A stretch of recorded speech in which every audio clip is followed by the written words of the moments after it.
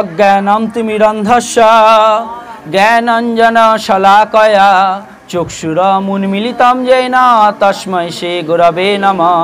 শ্রী চৈতন্য মনোভীষ্টং স্থাপিতং येन ভূতলে স্বয়ং রূপং কদা মह्यं দদান্তি স পদান্তিকং।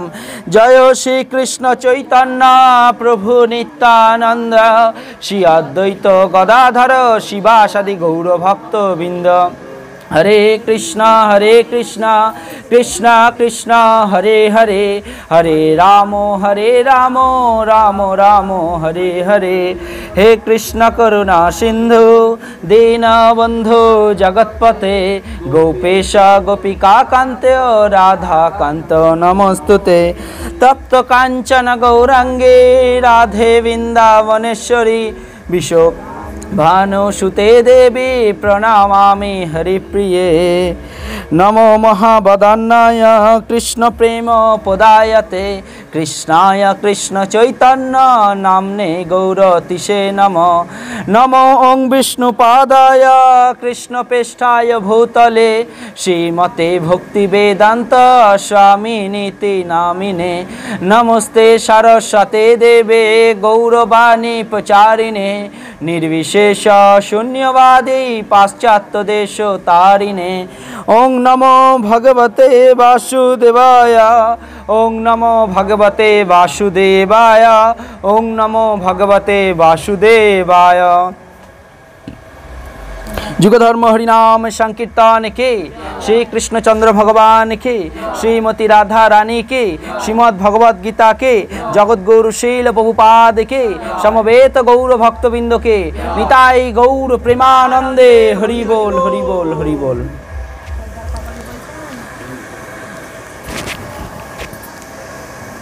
सर्वधर्मान् परित्यज्य मामेकं शरणं भज अहं तां सर्व पापेभ्यो मोक्षयिष्यामि मा शुचः। এই শ্লোকটার অর্থ সবাই জানো?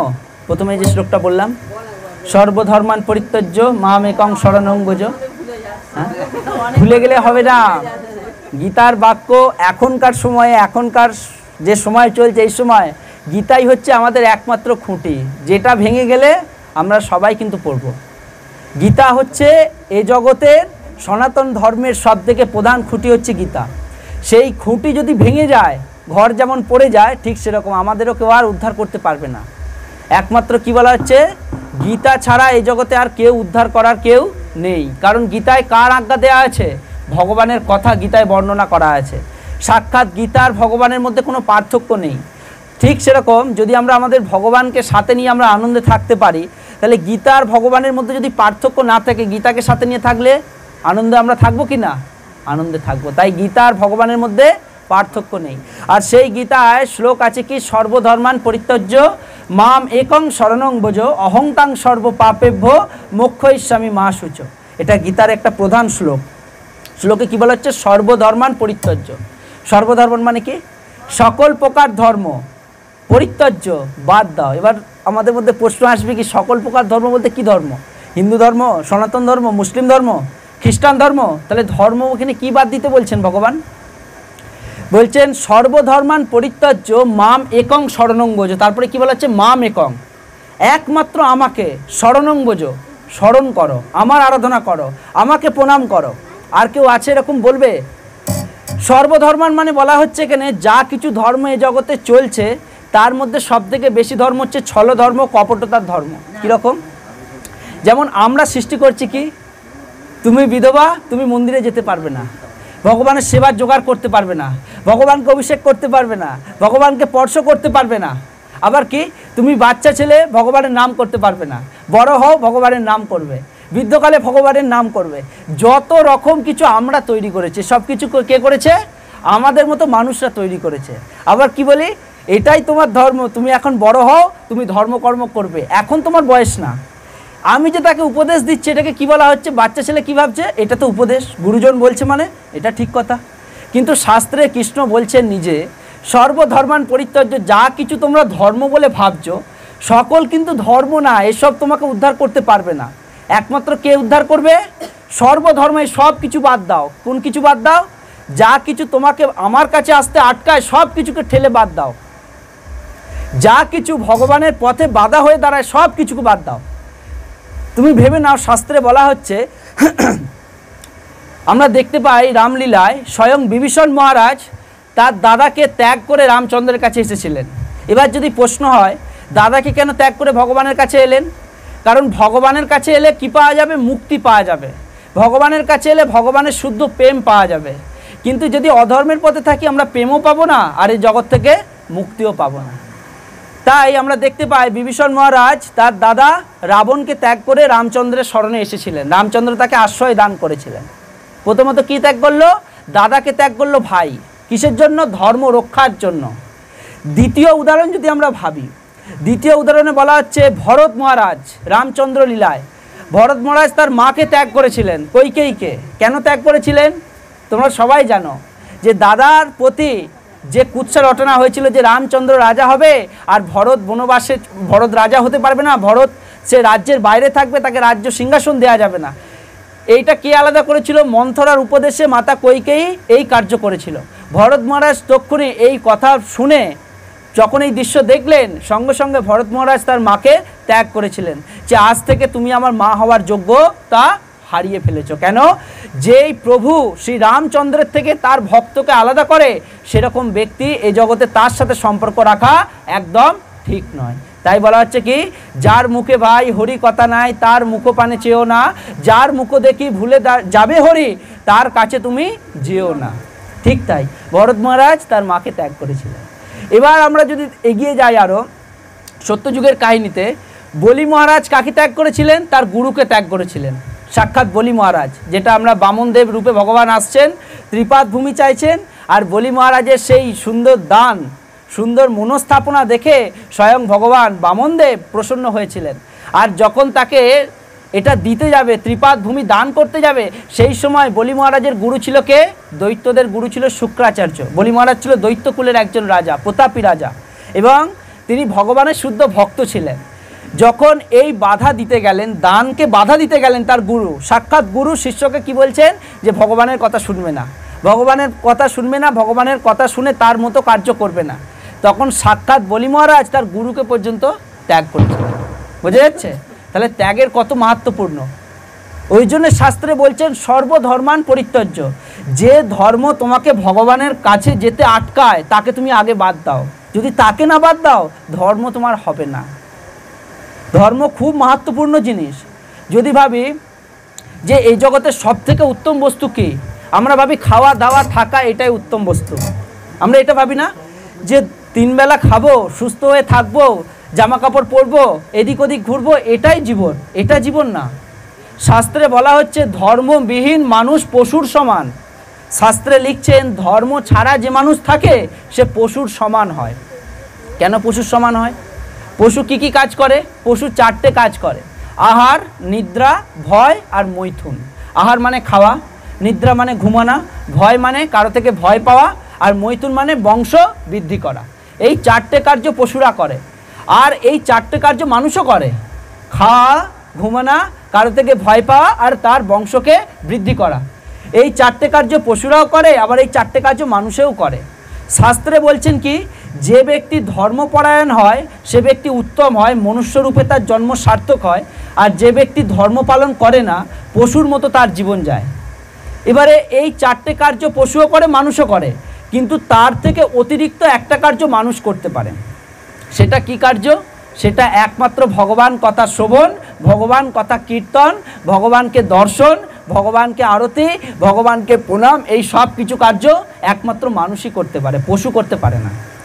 পশু ভগবানের কথা শুনতে পারে না, পশু ভগবানের কথা বলতে পারে না, পশু ভগবানের মন্দিরে প্রবেশ করতে পারে না, ভগবানকে প্রণাম নিবেদন করতে পারে না, আর ভগবানের মহাপ্রসাদ গ্রহণ করতেও পারে না। চিন্তা করো, এই সমস্ত কিছু একমাত্র ভগবান মানব দেহে দিয়েছেন। তাই ভগবান ভগবদ্গীতায় বলছেন সর্বধর্মান পরিত্যজ্য। যে সকল ধর্ম তোমাকে আমার কাছে আসতে বাধা দেবে, সেই সকল ধর্মকে তুমি বাদ দাও। সর্বধর্মান পরিত্যজ্য মাম একম শরণং ব্রজ। মাম মানে আমাকে, একম একমাত্র আমাকে। কৃষ্ণ শুধু বলছে না আমাকে, একমাত্র আমাকে। শব্দটা কি বলা হচ্ছে? একমাত্র। আমরা কি বলি, আমরা শব্দ যদি ব্যবহার করি, কথা বলি, হ্যাঁ আমিই যাব, ধরে না ওই স্থানটাতে আমিই যাব, আমি আবার একই কথা বলছি ওই স্থানটাতে একমাত্র আমিই যাব, দুটো কথার মধ্যে কি তফাৎ? অনেক তফাৎ। আমি তাকে খুব জোর গলায় বলছি একমাত্র আমি সেই স্থানে যাব, ঠিক সেরকম ভগবান বলছেন মাম একম শরণং ভজ, একমাত্র আমার শরণ গ্রহণ করো, একমাত্র আমার, দ্বিতীয় নাস্তি। তখন কৃষ্ণ কি বলছেন, যখন কোনো ব্যক্তি সমস্ত কিছু ত্যাগ করে, যত বঞ্চনা লঞ্চনা গুঞ্জন যা কিছু আছে, কুৎসা সমস্ত কিছু বাদ দিয়ে একমাত্র আমার শরণ গ্রহণ করবে, অহং তাম, অহং মানে আমি, ত্বং মানে তাকে, আমি তাকে সর্ব পাপেভ্য, সকল পাপ থেকে মোক্ষৈস্বামী মা সূচ, মুক্তি দান করে মোক্ষ লাভ করাবো, মুক্তি দিয়ে মোক্ষ লাভ করাবো। বুঝতে পারছো? তোমার পাপ কেউ নেবে না, আত্মীয় পরিজন নেবে না, যে পিতামাতা তোমাকে জন্ম দিয়েছে সেই পিতামাতাও তোমার পাপ নেবে না, যেই সন্তানকে তুমি জন্ম দিয়েছো সেই সন্তানও তোমার পাপ নেবে না, একমাত্র কে নেবে? গীতায় কৃষ্ণ বলছে আমি নেব। এরকম দয়ালু কেউ আছে যে তোমাকে সকল পাপ তোমার নিতে পারবে, আর সমস্ত পাপ নিয়ে তোমাকে পুণ্যবান করে তুলবে, এবং পুণ্য দিয়ে তোমাকে মুক্তি লাভ করিয়ে মোক্ষ লাভ করাবে? এরকম উদ্ধার, এরকম পতিত পাবন কে আছে? তাই তো বলা হচ্ছে কি, পতিত পাবন হেতু তবই অবতার, মোসম পতিত প্রভু না পাইবে আর। এমন পতিত পাবন কে আছে? আর আমার মতো পতিতকে প্রভু একমাত্র আপনি উদ্ধার করতে পারেন। স্বয়ং নিত্যানন্দ প্রভু মহাপ্রভুকে বলছেন, আমার মতো পতিতকে, অধমকে প্রভু একমাত্র আপনি উদ্ধার করতে পারেন। কেন? আপনি তো পতিত পাবন, পতিত পাবন হয়ে অবতার নিয়েছেন, এই জগতে এসেছেন, আর আমার মতো পতিতকে উদ্ধার যদি না করেন কে করবে? তাই তো কৃষ্ণ ভগবদ গীতায় বলছেন কি, সর্বধর্মান পরিত্যজ্য মাম একং শরণং ভজ, অহং তাং সর্ব পাপেভ্য মোক্ষয়িষ্যামি মা শুচ। তাই তো বলা হয় কি, সনাতন ধর্মের সমস্ত শাস্ত্রের রাজা হচ্ছে শ্রীমদ্ ভগবদ গীতা। এটাকে বলা হচ্ছে ধর্মগ্রন্থ, সনাতন ধর্মের ধর্মগ্রন্থ হচ্ছে গীতা। আর যে ব্যক্তি গীতার বাক্য গ্রহণ করে না, যে ব্যক্তি গীতার বাক্য শ্রবণ করে না, গীতা অনুযায়ী জীবন চালায় না, তার কিন্তু জীবনটা কি, দুই পায়ের পশুর সমান জীবন। শাস্ত্রে গীতায় লিখছেন, কৃষ্ণ বলছেন পশু চার পায়ের হয়, পশু চার পায়ের হয়, তো পশু চার পায়ের হয়, কিন্তু আরেক ধরনের পশু হয় যেটা দু পায়ের। কীরকম পশু? সেটা কীরকম পশু না, মানব দেহ লাভ করেও মানব দেহের যথার্থ ব্যবহার করে না। ওই জন্য কি, দুর্লভ মানব জন্ম লোভিয়া সংসারে, কৃষ্ণ না ভজিনু দুঃখ কহিব কাহারে। যদি এটা না করে, কৃষ্ণ ভজন না করে, কৃষ্ণ ভক্তি না করে, এই দুর্লভ মানব জীবন পেয়ে তার কিছু লাভ হলো না। তাই বলা হচ্ছে কি, একমাত্র হরি ভজন এই মানব জীবনের সার্থকতা আনে, আর কিচ্ছু আনে না। নাম যশ খ্যাতি প্রতিপত্তি দুই দিন 4 দিন 5 দিন, বিদ্যা অনেক লাভ করলেও সেই বিদ্যার বিনাশ আছে। আমাদের অনেক রূপ থাকলেও রূপের বিনাশ আছে, আমাদের টাকা পয়সা থাকলেও তারও বিনাশ আছে, সব কিছুর বিনাশ আছে। কেন? এই জগৎ হচ্ছে বিনাশ, এই পৃথিবী হচ্ছে ধ্বংসপ্রাপ্ত, পৃথিবীকে বলা হয় নশ্বর, বোঝা যাচ্ছে, অনিত্য জগৎ। আর ভগবানের নাম, ভগবান হচ্ছে নিত্য। তাই বলা হচ্ছে কি, নিত্য ভগবানের স্বরূপ কি, জীবের স্বরূপ হচ্ছে ভগবানের নিত্য দাস, জীবেরও স্বরূপ হইল নিত্য কৃষ্ণ দাস। এটা আমাদের স্বরূপ, আমাদের ভুলে গেলে হবে না যে আজকে আমি অমুকের কাছে কাজ করছি মানে আমি অমুকের দাস, পিতামাতা আমাকে পালছে মানে আমি পিতামাতার দাস, আত্মীয় পরিজন আমায় ভালোবাসে আমি আত্মীয় পরিজনের সেবা করি তার দাস, তা না। গীতায় কৃষ্ণ বলছেন সবাই আমার দাস, কেউ আমাকে ভুলে আছে, কেউ আমাকে জেনে আছে। যে জেনে আছে সে হয়ে গেছে গোস্বামী, আর যে ভুলে গেছে সে হয়ে গেছে গোদাস। গো শব্দের অর্থ ইন্দ্রিয়, দাস শব্দের অর্থ কি, প্রভুত্ব স্বীকার করা। গোদাস মানে কি, যিনি ইন্দ্রিয়ের কথা শুনে আমাকে ভুলে গেছে তার নাম হচ্ছে গোদাস। আর গোস্বামী মানে কি, যে 5টা ইন্দ্রিয়কে ভগবানের সেবায় লাগিয়েছে, 5টা ইন্দ্রিয়ের যিনি কন্ট্রোল করে ভগবানকে লাগিয়েছেন তিনি হচ্ছেন গোস্বামী। বুঝে যাচ্ছে? গীতায় কৃষ্ণ খুব সুন্দর বলছেন। আজকে আমরা গীতার থেকে একটা শ্লোক আলোচনা করব।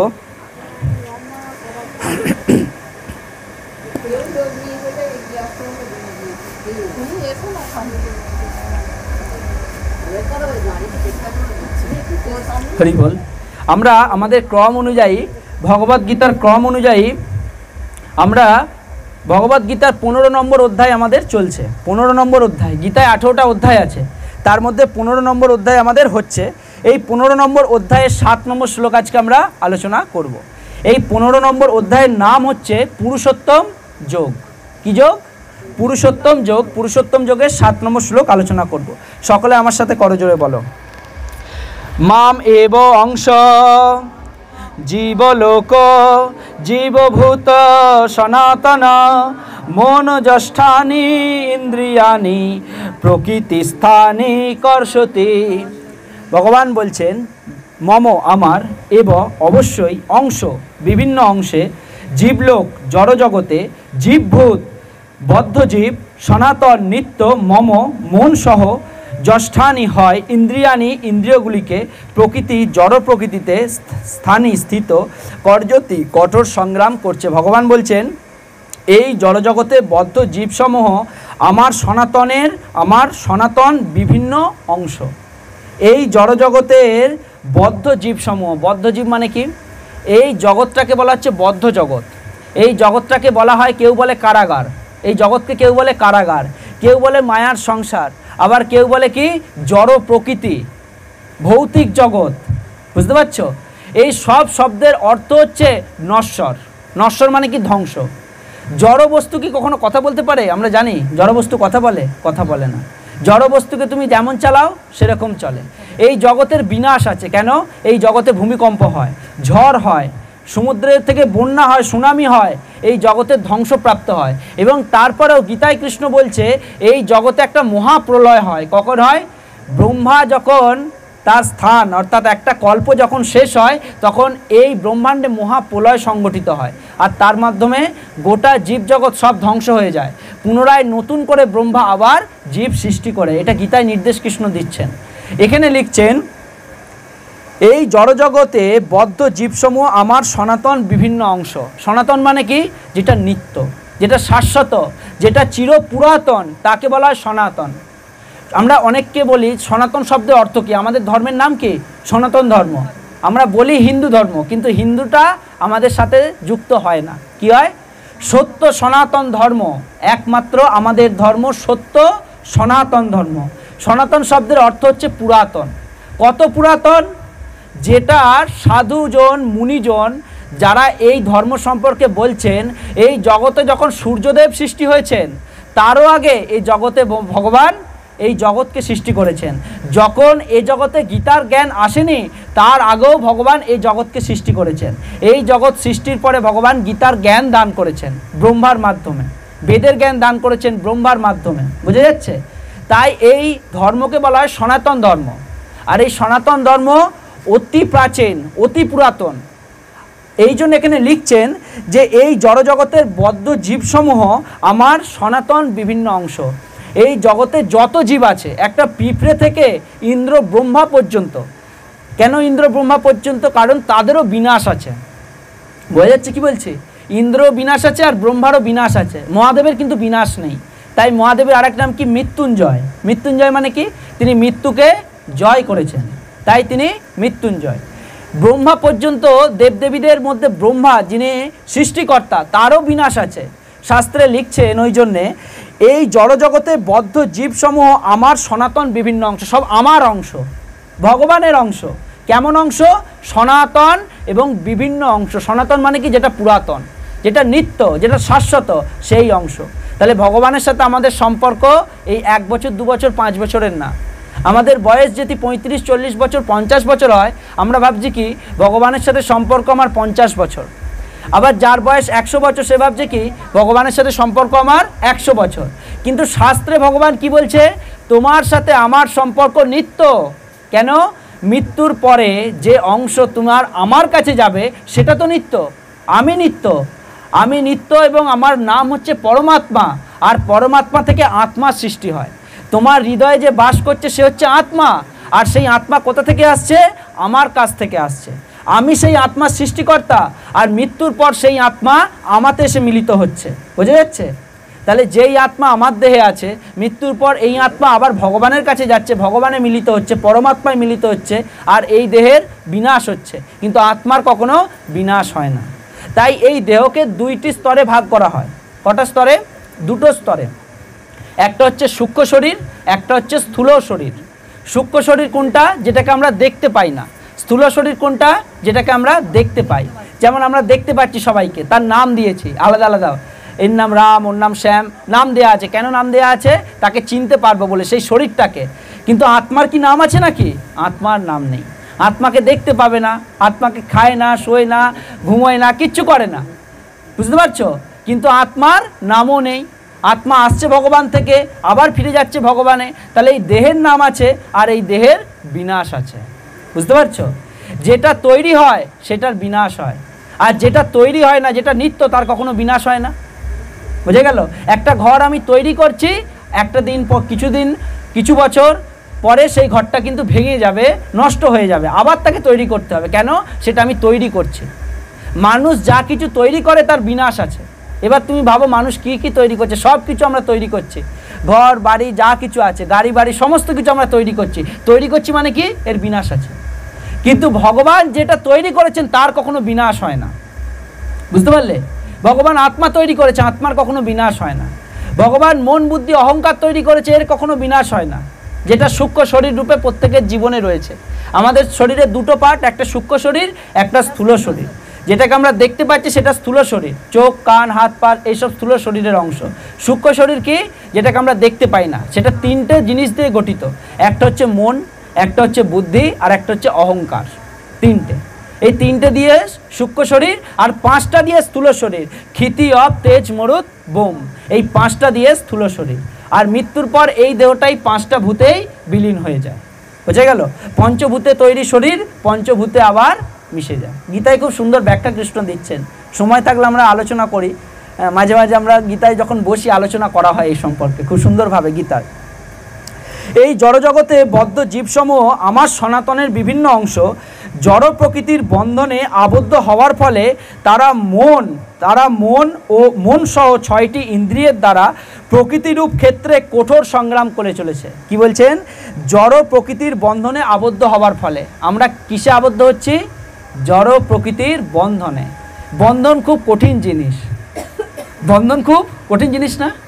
খুব কঠিন জিনিস। এখনকার যুগে বন্ধন নিয়ে অনেকেই কঠিনে পড়ে আছে, কিন্তু তারপরেও দেখো মায়ার বন্ধন এমন কঠিন, মায়ার বন্ধন খুব কঠিন হয়। কীরকম কঠিন হয়? যদি আমি কাউকে অত্যাধিক ভালোবাসি, তার সামান্য কিছু হলে আমরা কষ্ট পাই। তার যদি পায়ে সামান্য একটা হোঁচট পর্যন্ত খায় আমাদের কষ্ট পাই, হাতে যদি একটু কেটে যায় আমরা কষ্ট পাই। কেন কষ্ট পাই বলো তো? এই সবের পেছনে মায়া যুক্ত আছে। কি যুক্ত আছে? মায়া যুক্ত আছে। যদি মায়া যুক্ত না থাকতো তাহলে তোমার কাটলো কি মৃত্যু হলো তার দ্বারা আমি কষ্ট পেতাম না। এই জগৎটাকে পরিচালিত করছে মায়া। মায়াটাকে বলা হয় একটা শক্তি ভগবানের, যেই শক্তিটাকে বলা হয় ভগবানের বহিরঙ্গা শক্তি। এই শক্তি হচ্ছে মায়া দেবী, আর এই মায়া এই জগৎকে মোহিত করে আছেন, মায়ার দ্বারা বন্ধনে বেঁধে রেখেছেন। যেমন আমরা দেখতে পাই একটা নতুন সম্পর্ক যখন স্থাপন হয়, বিবাহের সময় কী হয়? গাঁটছড়া বাঁধা হয়, হয় না? গাঁটছড়া, স্বামী আলাদা স্ত্রী আলাদা, তাদের যুক্ত করা হয় কিসের মাধ্যমে? যুক্ত করা হয় গাঁঠের মাধ্যমে।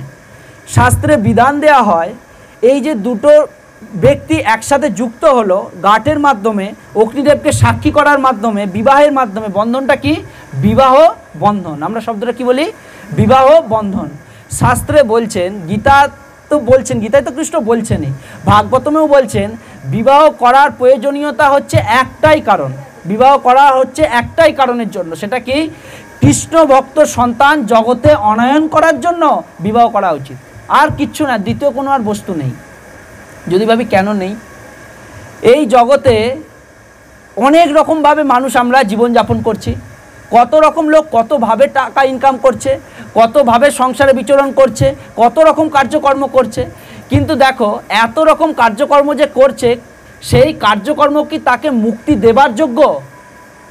এই জগৎ থেকে মুক্তি দেবার যোগ্য কার্যকর্ম সে কি করছে? যদি তা না করে তাহলে কিন্তু সেই সন্তান মায়ার দ্বারা সে তো নিজে বন্ধ হবে, এবং যাকে বিবাহ করে নিয়ে আসছে সেও কিন্তু মায়ার দ্বারা বন্ধ হবে। তার আর এক নাম কি? যাকে বিবাহ করছে তার আর এক নাম কি? অর্ধাঙ্গিনী। অর্ধাঙ্গিনী মানে কি? অর্ধেক তার প্রাপ্য। তুমি যা কিছু কর্ম করবে অর্ধেক তার প্রাপ্য, সেও যা কিছু কর্ম করবে তার অর্ধেক তোমার প্রাপ্য। শাস্ত্রে বলা হচ্ছে এমনভাবে এই জগতে স্বামী স্ত্রীকে থাকতে হবে, তাদের ব্যবহার, তাদের আচরণ এবং তাদের যে সন্তান এই জগতে আসবে সেও যেন শাস্ত্রসম্মত হয়, শাস্ত্র অধ্যয়ন করে, শাস্ত্র শ্রবণ করে। আর যদি তা না হয় তাহলে কিন্তু ভবিষ্যৎ আমাদের খুব খারাপ হয়। কারণ আমরা দেখতে পাই আজও পর্যন্ত আমি দেখিনি কোনো কৃষ্ণ ভক্ত সন্তান যিনি যোগ্য ভক্ত পথে আছে সে কখনো কাউকে কষ্ট দিতে পারে, দুঃখ দিতে পারে, কাউকে কটূক্তি করতে পারে। এটা যদি সে করেও থাকে তাহলে কিন্তু শাস্ত্র সে যোগ্যভাবে অধ্যয়ন করেনি বা ভক্তি পথে সঠিকভাবে হাঁটছে না। শুদ্ধ ভক্ত কখনো একটা পিঁপড়েকে পর্যন্ত কষ্ট দেয় না, পিঁপড়েকে পর্যন্ত। বুঝতে পারছো? শাস্ত্রে ওই জন্য বলছেন যে প্রকৃতি জড় প্রকৃতির বন্ধনে আবদ্ধ হওয়ার ফলে তার মন সহ 6টি ইন্দ্রিয়ের দ্বারা প্রকৃতিরূপ ক্ষেত্রে কঠোর সংগ্রাম করে চলেছে। এই প্রকৃতিরূপ ক্ষেত্রে আমি কিভাবে বেঁচে থাকব, আমি কিভাবে এই জগতের নাম প্রচার করব, আমি কিভাবে 1 থেকে 2-এ উঠতে পারবো, আমার স্তর আরও উন্নত হবে, এই যে নাম প্রচার, এই সমস্ত কাজে আমরা ব্যস্ত থাকি। জড় প্রকৃতিকে এমনভাবে ভোগ করার চেষ্টা করি যাতে আমি আর এই জগৎ থেকে যাব না, আমাদের মনোভাব এটা হয়।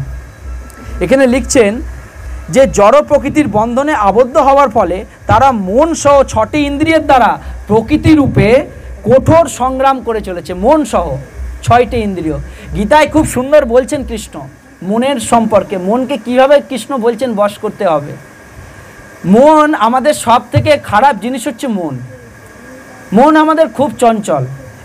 একটা হিন্দিতে ভজন আছে, মন মেরা চঞ্চল হে ক্যাশে তুমি ভজন করো। এত মন চঞ্চল, ভজন পথে ভক্তি পথে বাধা হয়ে দাঁড়ায়। কিন্তু সেই মনকে জয় করার একটাই উপায়, সেটা হচ্ছে বুদ্ধি। কি উপায়? বুদ্ধি। বুদ্ধি আলাদা, মন আলাদা। গীতায় কৃষ্ণ বলছেন মনমনা ভব মদ ভক্ত মজ্জা জিমাম নমস্কুরু। শাস্ত্রে বলছে যে ব্যক্তি আমাকে মন দিয়ে ভক্তি করে, মন দিয়ে আমার ভজনা করে, আমি তার বশীভূত হয়ে যাই, তার প্রতি আমি প্রেম বিলাপ করি তার সাথে, আর আমি তার মধ্যে বাস করি, সে আমার মধ্যে বাস করে। শাস্ত্রে বলছেন মনকে যদি জয় করতে হয় তাহলে আমাদেরকে প্রথমে জয় করতে হবে কার ওপর? বুদ্ধির ওপর। ভগবান পশুকে যে বুদ্ধি দিয়েছে আর মানুষকে যে বুদ্ধি দিয়েছে তার মধ্যে অনেক পার্থক্য। পার্থক্য না? পার্থক্য তো। একটা পশু মন্দিরে গিয়ে প্রস্রাব করতে পারে, কিন্তু একটা মানুষ মন্দিরে প্রস্রাব করতে পারে না। কেন পারে না? কারণ কুকুরের মধ্যে, পশুর মধ্যে সেই বুদ্ধি নেই যেটা মন্দির, কিন্তু মানুষের মধ্যে সেই বুদ্ধি আছে, এটা মন্দির। ঠিক তাই ভগবান বলছেন এই জগতে যদি তোমার বুদ্ধিকে তুমি শুদ্ধ না করো তোমার মন কিন্তু শুদ্ধ হবে না। বুদ্ধি কিভাবে শুদ্ধ হবে? প্রশ্ন যদি আসে বুদ্ধি কিভাবে শুদ্ধ হবে, গীতায় কৃষ্ণ খুব সুন্দর লিখছেন, খুব সুন্দরভাবে আলোচনা করছেন। বুদ্ধি শুদ্ধ কিসে হবে? আহার শুদ্ধ, সত্য শুদ্ধি, সত্য শুদ্ধি, বুদ্ধি শুদ্ধ, বুদ্ধি শুদ্ধ, জ্ঞান শুদ্ধ, আর জ্ঞান শুদ্ধ তো কার্য শুদ্ধ। বুঝে গেল? আহার যদি আমাদের শুদ্ধ হয়, আহার যখন কেউ শুদ্ধ আহার গ্রহণ করে, আহার শুদ্ধ হলে কি হবে? বুদ্ধি শুদ্ধ হবে, তোমার সত্তা শুদ্ধ হবে, বুদ্ধি শুদ্ধ হবে। আর বুদ্ধি যখন শুদ্ধ হবে তখন সেই বুদ্ধির কথা, সেই বুদ্ধির নির্দেশ কে শ্রবণ করবে? মন শ্রবণ করবে। আর মন যখন সেইটা শ্রবণ করবে, মন সেই অনুযায়ী কার্য করবে। এটা গীতায় কৃষ্ণ বলছেন। প্রথম শুদ্ধতা আসে আহার থেকে। শাস্ত্রে ওই জন্য কৃষ্ণ বলছেন যে আহার ঠিকঠাক করো, আহার ঠিকভাবে করো, আহারের পরিমাপ রাখো, কোনটা গ্রহণ করবে কোনটা গ্রহণ করবে না তার উপরেও কৃষ্ণ জোর দিয়ে গীতায় বলছেন। অনেকে বলে কোথায় লেখা আছে, কোথায় লেখা আছে? আমি তো কোথাও পাই না। গীতা পড়ো, গীতায় সব লেখা আছে। সাত্বিক আহার, রাজসিক আহার, তামসিক আহার, 3 আহার সম্পর্কে কৃষ্ণ বলছেন গীতায়। বুঝে যাচ্ছে? তখন বলছেন কি বুদ্ধি যখন আমাদের শুদ্ধ হবে আর সেই জ্ঞান যখন আমরা মনকে দেবো, মন কিন্তু ঠিক কার্য করতে রত হবে। যেমন আজকের কথা আমরা যদি বিচার করি, আজকে আমরা কি ভাবছি? কেউ ভাবছে কি এত গরম, কি হবে ভগবান কথা শুনতে গিয়ে, ঘরে বসে থাকি না, অন্য কাজ করি না, অন্য কাজ আছে, কি হবে কথা শুনে? যদি বুদ্ধির দ্বারা বিচার করি, আরে কৃষ্ণ নাম তো আমি সারাদিনে একবারও বললাম না, কবে বলেছি তাও ভুলে গেছি। যদি কৃষ্ণ কথা একটু শ্রবণ করি তার দ্বারা আমার বুদ্ধি শুদ্ধ হবে। আর বুদ্ধি শুদ্ধ হলে আমি কৃষ্ণকে মনেতে একটু জায়গা বেশি দিতে পারবো আর তার প্রতি একটু কার্য বেশি করতে পারবো। এটা হচ্ছে বুদ্ধির পরিচয়, বুদ্ধিমত্তার পরিচয়। ওই জন্য বলা হয় যেজন কৃষ্ণ ভজে সে হয় চতুর, আর যে না কৃষ্ণ ভজে সে হয় ফতুর। তার কাছে কিচ্ছু থাকে না। চতুর মানে বুদ্ধিমান ব্যক্তি, যে কৃষ্ণ ভক্তি করছে সে খুব বুদ্ধিমান ব্যক্তি। যদি প্রশ্ন করা হয় আরও তো ভক্তিপথ আছে, আরও তো মার্গ আছে, আরও পথ আছে, কেন কৃষ্ণ ভক্তি একমাত্র শুদ্ধ? সেই জন্য কৃষ্ণ গীতায় বলছেন সর্বধর্মান পরিত্যজ্য মাম একং শরণং ভজ অহং তাং সর্ব পাপেভ্যো মোক্ষয়িষ্যামি মা শুচ। কৃষ্ণ হচ্ছে গাছের শেকড়। শেকড় মানে কি? মূল। ঈশ্বর পরম কৃষ্ণ সচ্চিদানন্দ বিগ্রহ অনাদির আদি গোবিন্দ সর্বকারণের কারণম। সর্বকারণের তিনি পরম কারণ, যিনি বৃক্ষের মূল। যেমন উদাহরণ যদি ভাবি, একটা বৃহৎ গাছ, তার মেন অংশ কোথায় থাকে? মাটির মধ্যে, তার সেটা হচ্ছে মূল। ঠিক সেরকম কৃষ্ণ বলছেন খুব সুন্দর যে একটা বৃক্ষের মধ্যে আমি মূল। অনন্ত ফুলকে যেমন নিয়ে একটা মালা তৈরি হয়, মালাগুলো অনন্ত ফুলকে কে ধরে থাকে? একটা সুতো। সেই মালার মধ্যে আমি সুতোর ন্যায় কোটি কোটি ব্রহ্মাণ্ডকে ধরে আছি। বুঝতে পারছো? গীতায় কৃষ্ণ অনেক বৃহৎ ভাষ্য দিচ্ছেন। এখানে ওই জন্য লিখছেন যে আমরা আমাদের জীবনকে বাঁচানোর জন্য, শুধু বাঁচানোর জন্য না, জীবনকে প্রতিষ্ঠা করার জন্য কঠোর সংগ্রাম করে চলেছি। রাত দিন, দিনবেলা থেকে রাত্রি পর্যন্ত, রাত্রে পরেও কাজের শেষ নেই, কঠোর পরিশ্রম। শাস্ত্রে বলছেন, প্রভুপাদ আলোচনা করছেন যে মানুষকে মূর্খ কেন বলা হয়। বলা হয় কুকুরকে মূর্খ বলা হয় না, গাধাকে মূর্খ বলা হয় না। একটা কুকুরকে যদি বলি আরে তুমি ঠিক যথাযথ কুকুর নয়, তুমি কুকুর হও, যদি কুকুরকে এই কথা বলি সাজবে? সাজবে না, বলিও না আমরা। হ্যাঁ, বলি না। একটা বিড়ালকে তুমি যোগ্য বিড়াল হও, সেটাও বলি না। কিন্তু একটা মানুষকে কি বলি না? তুমি যোগ্য মানুষ হও, মানুষের মতো মানুষ হও, বলি না? এটা আমাদের কেন বলতে লাগে? কেন বলতে লাগে এই কথাটা? পশুদিকে বলছি না, যারা নিম্নজনী তাদিকে বলছি না, 84 লক্ষ জনির মধ্যে উত্তম জনী মানব জনী, তাকে আমরা এই কথা বলছি, তুমি মানুষের মতো মানুষ হও। কেন বলছি? যেই গুণটা আমার মধ্যে নেই, সেই গুণটা যদি আমার মধ্যে আসে, আমার মধ্যে মানবতা জাগরিত হবে। কোন গুণটা আমার মধ্যে নেই? দয়া, ক্ষমা, ধৈর্য, এই সমস্ত গুণ আমাদের মধ্যে নেই। যদি দয়া থাকতো তাহলে কারো প্রতি আমরা কটূক্তি করতাম না, নিন্দা করতাম না, দোষ দেখতাম না। ভগবান শ্রী রামচন্দ্র বলছেন, কদিন পরেই রামনবমী আসছে, ভগবান শ্রী রামচন্দ্র বলছেন হনুমান এখনো পর্যন্ত যে পাপ রাবণ করেছে, সমস্ত পাপ থেকে আমি রাবণকে উদ্ধার করতে পারি। যদি রাবণ সশরীরে এসে আমার চরণে পতিত হয়ে বলে যে প্রভু যা হয়েছে আমার ভুল হয়েছে, আপনি আমাকে ক্ষমা করে দিন আর আপনার চরণে আমায় ঠাঁই দিন। এত বড় জঘন্য অপরাধ রাবণ করেছে, সীতা হরণ করে, সেই মহা পাপ থেকে আমি তাকে মুক্তি দিয়ে দেব যদি সে আমার চরণে শরণাপন্ন হয়। কেন? রামচন্দ্র তো রঘুবীর। রঘুবীর মানে কি? তিনি রঘুবংশের রাজা, আর রাজাদের সব থেকে প্রধান কর্তব্য হচ্ছে দয়া, জীবের প্রতি দয়া। কোনো যত বড়ই তার অপরাধী থাক না কেন, সে যদি রাজার চরণে এসে পতিত হয়ে রাজার কাছে কৃপা ভিক্ষা চায়, রাজা তাকে মারতে পারবে না। এটা ক্ষত্রিয় ধর্ম। দয়া হচ্ছে ক্ষত্রিয়র ধর্ম। বুঝতে পারছো? দয়া কিসের ধর্ম? ক্ষত্রিয়ের ধর্ম। তাই রামচন্দ্র ক্ষত্রিয়, কিন্তু তারপরেও রাবণ কি চাইল? যে ওই ভিখারি রাঘবের চরণে আমি পতিত হব। আমি এত জ্ঞানীবান ব্যক্তি, আমি বেদ জানি, আমি সব কিছু জানি, ত্রিলোক আমার ভয়ে কাঁপে, সবাই আমাকে ভয় করে, আর আমি কিনা একটা বনবাসী রাঘবের চরণে গিয়ে আমি পতিত হব। বুঝতে পারছো? এটা কিসের প্রতীক? রাবণের কাছে সব আছে, বিদ্যা আছে, বুদ্ধি আছে, তেজ আছে, শক্তি আছে, প্রতাপ আছে, ধন ঐশ্বর্য প্রতিপত্তি সব আছে, একটা জিনিস নেই। কি? কারো প্রতি শরণাগতি। যদি শরণাগতি না থাকে কিচ্ছু হবে না। অত্যাধিক ধন দৌলত, অর্থ, প্রতিপত্তি, নাম যশ সব কিছু শেষ হয়ে যাবে যদি শরণাগতি না থাকে। আত্মনিবেদন তুয়া পদে করি হইনু পরম সুখী। বুঝে যাচ্ছে? আত্মনিবেদন তুয়া পদে করি। আত্মনিবেদন মানে কি? নিজেকে নিবেদন করছি তুয়া পদে, ভগবানের পদে নিজেকে নিবেদন করছি, হইনু পরম সুখী। বুঝে গেল? ওই জন্য কি? সর্বস্ব তোমার চরণে সপিয়া হইনু পরম ত্যাগী। সর্বস্ব তোমার চরণে আমি অর্পণ করলাম। তুমি তো ঠাকুর, তোমার কুকুর জানিয়া রাখো মোরে। তুমি ঠাকুর আর তোমাকে আমার কুকুর বলে রাখো। তুমি যেমন বলবে আমি সেরকম কাজ করব। এই রকম করে তুমি আমায় দেখো। বুঝতে পারছো? এই শরণাগতি একমাত্র ভক্তের মধ্যে লক্ষিত হয়। তাই ভক্ত বারবার ভগবানকে দণ্ডবত প্রণাম নিবেদন করে, হে প্রভু আমার মন, আমার মতি, রতি, গতি যেন তোমার সেই চরণ কমলে থাকে। তাই বারবার দণ্ডবত দেওয়া হয় ভগবানের কাছে। বুঝতে পারা যাচ্ছে? এখানে ওই জন্য বলছেন এই শ্লোকটিতে জীবের যথার্থ পরিচয় সম্পর্কে বর্ণনা করা হচ্ছে। সনাতনভাবে জীব হচ্ছে ভগবানের অতি ক্ষুদ্র বিভিন্ন অংশ। আমরা ভগবানের অতি ক্ষুদ্র একটা অংশ। শব্দ কী ব্যবহার করা হচ্ছে? অতি ক্ষুদ্র। ক্ষুদ্র মানে কি? ছোট। অতি ক্ষুদ্র মানে কি? অত্যাধিক ছোট। কিন্তু মানুষ কিভাবে? মানুষ তো চাঁদে যেতে পারে, মানুষ গ্রহে যেতে পারে, মানুষ বাড়ির পর বাড়ি তৈরি করতে পারে, সব কিছু তৈরি করতে পারে, আবিষ্কার করতে পারে। কিন্তু তারপরেও ভগবান কি বলছেন গীতায়?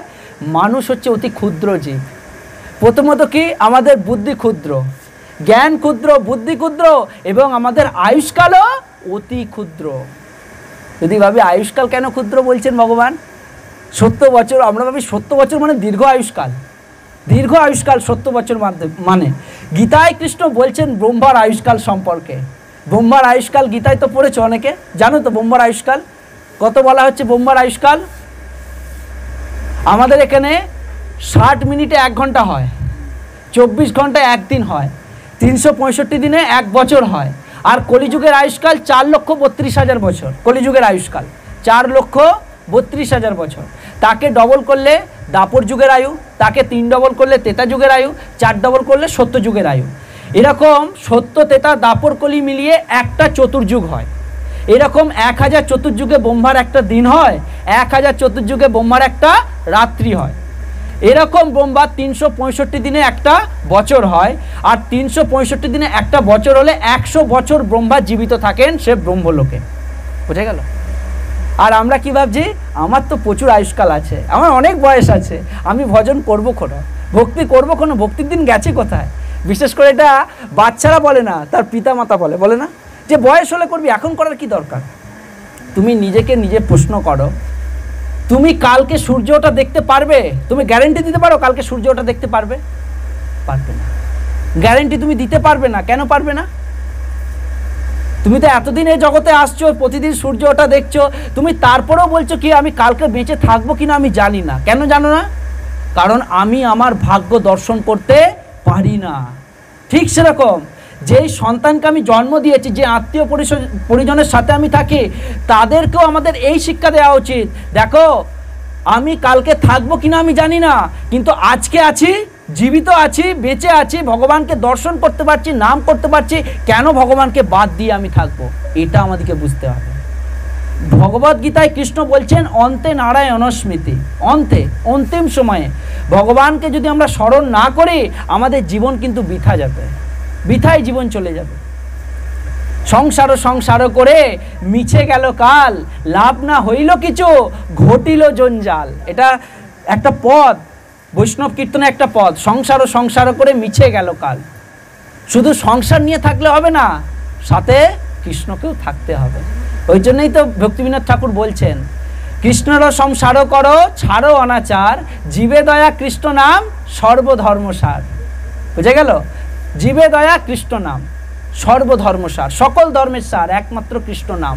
এখানে লিখছেন বদ্ধ অবস্থায় জীব স্বতন্ত্র হয়ে পড়ে এবং মুক্ত অবস্থায় সে ভগবানের সঙ্গে একীভূত হয়ে যায়, এক হয়ে যায়। বদ্ধ অবস্থায় আমরা যে যার সে তার হয়ে যাই না? হয়ে যায় তো, খুব যে যার সে তার হয়ে যায়। নিজের কাছের লোককেও আমরা আলাদা বলে ভাবি। এক মহারাজ খুব সুন্দর আলোচনা করছে, আলোচনাটা বেশ বোঝার জন্য। যদি আমাদেরকে জিজ্ঞাসা করে তোমার বাড়িতে কটা মেম্বার, কটা সদস্য, আমি বদ্ধজীবের অবস্থা বলছি, এতটা বদ্ধ হয়ে যায় মায়ার সংসারে। আমরা কেউ বলি 3 জন সদস্য, 4 জন সদস্য। কে? আমি, আমার স্ত্রী, আমার 2টো সন্তান, 4 জন। পিতামাতা বেঁচে আছে? হ্যাঁ বেঁচে আছে। তাহলে পিতামাতাকে তুমি ধরলে না কেন? ওনা পিতামাতা আমাদের সাথে থাকে না, অন্য জায়গায় থাকে। বুঝতে পারছো কি বলছে? পিতামাতা আমাদের সাথে থাকে না, অন্য জায়গায় থাকে। অন্য জায়গায় থাকে মানে তুমি বাদই দিয়ে দিয়েছো যে আমার সংসারের 4টে সদস্য।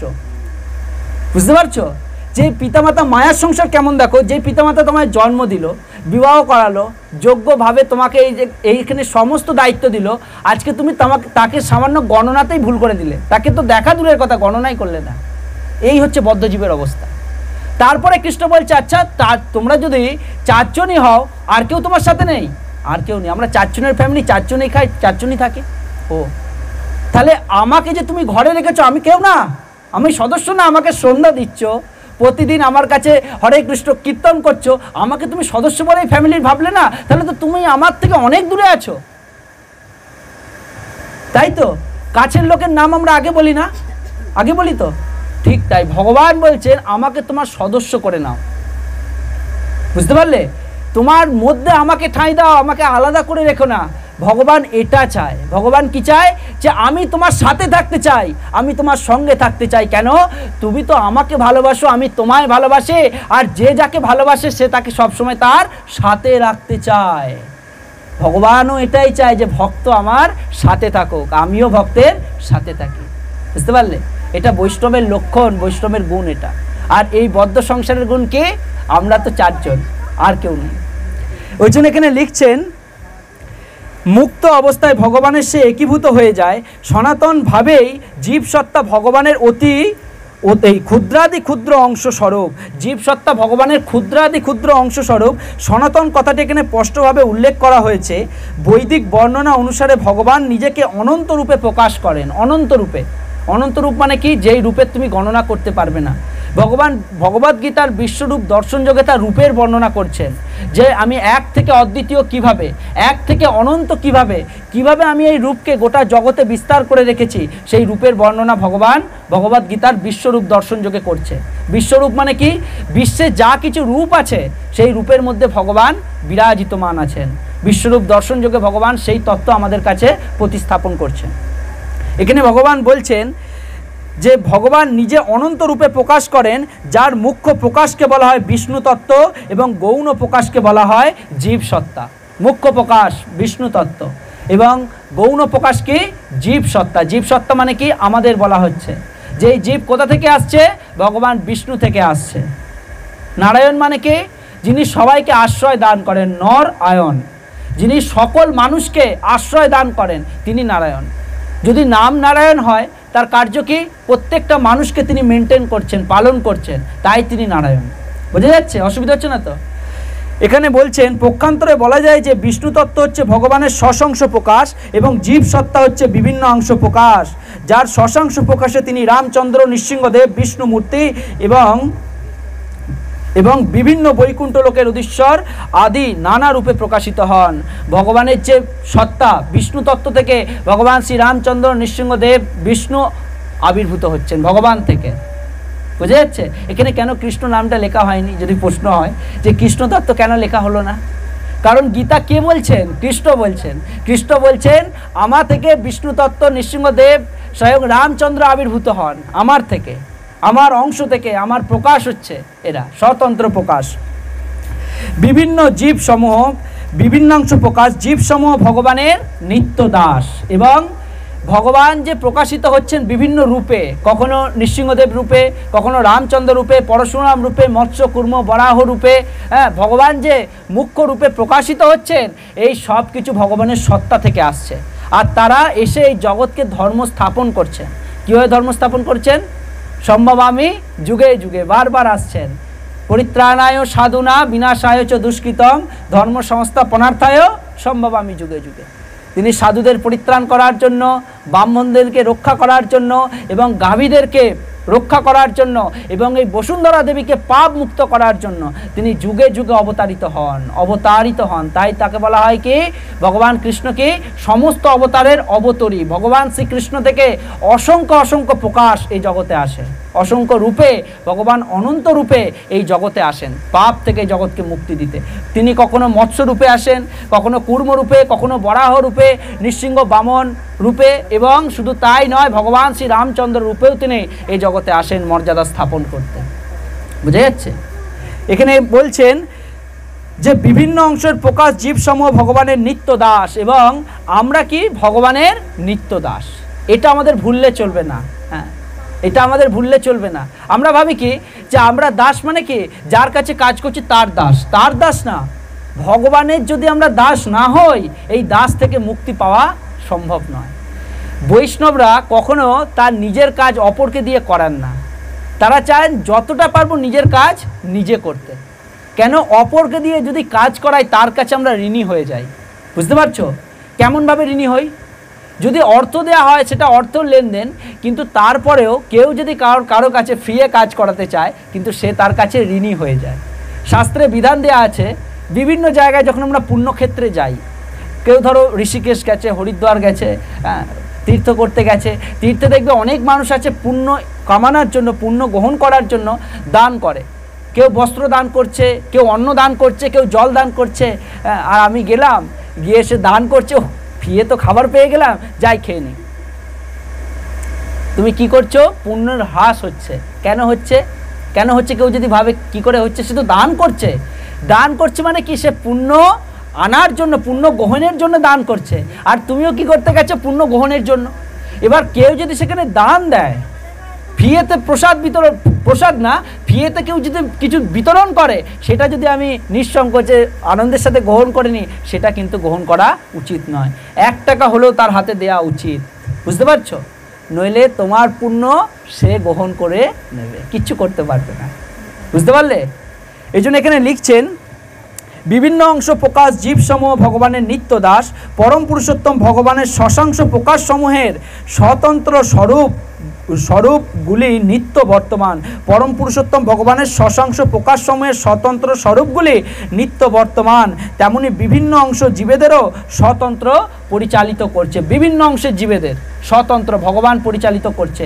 ভগবান যেমন কৃষ্ণ বিষ্ণু রূপ ধারণ করে এই জগৎকে পরিচালিত করছেন, আবার সেই ভগবান রামচন্দ্র রূপে এই জগতে আসছেন, জগৎকে শিক্ষা দান করছেন মর্যাদার উপর। মর্যাদা কিভাবে স্থাপিত করতে হয়, মর্যাদায় কিভাবে থাকতে হয়। তাই রামচন্দ্রের আগে কি লেখা হয়? মর্যাদা পুরুষোত্তম রামচন্দ্র। কৃষ্ণের আগে কি লেখা হয়? কৃষ্ণের আগে কি বসানো হয়?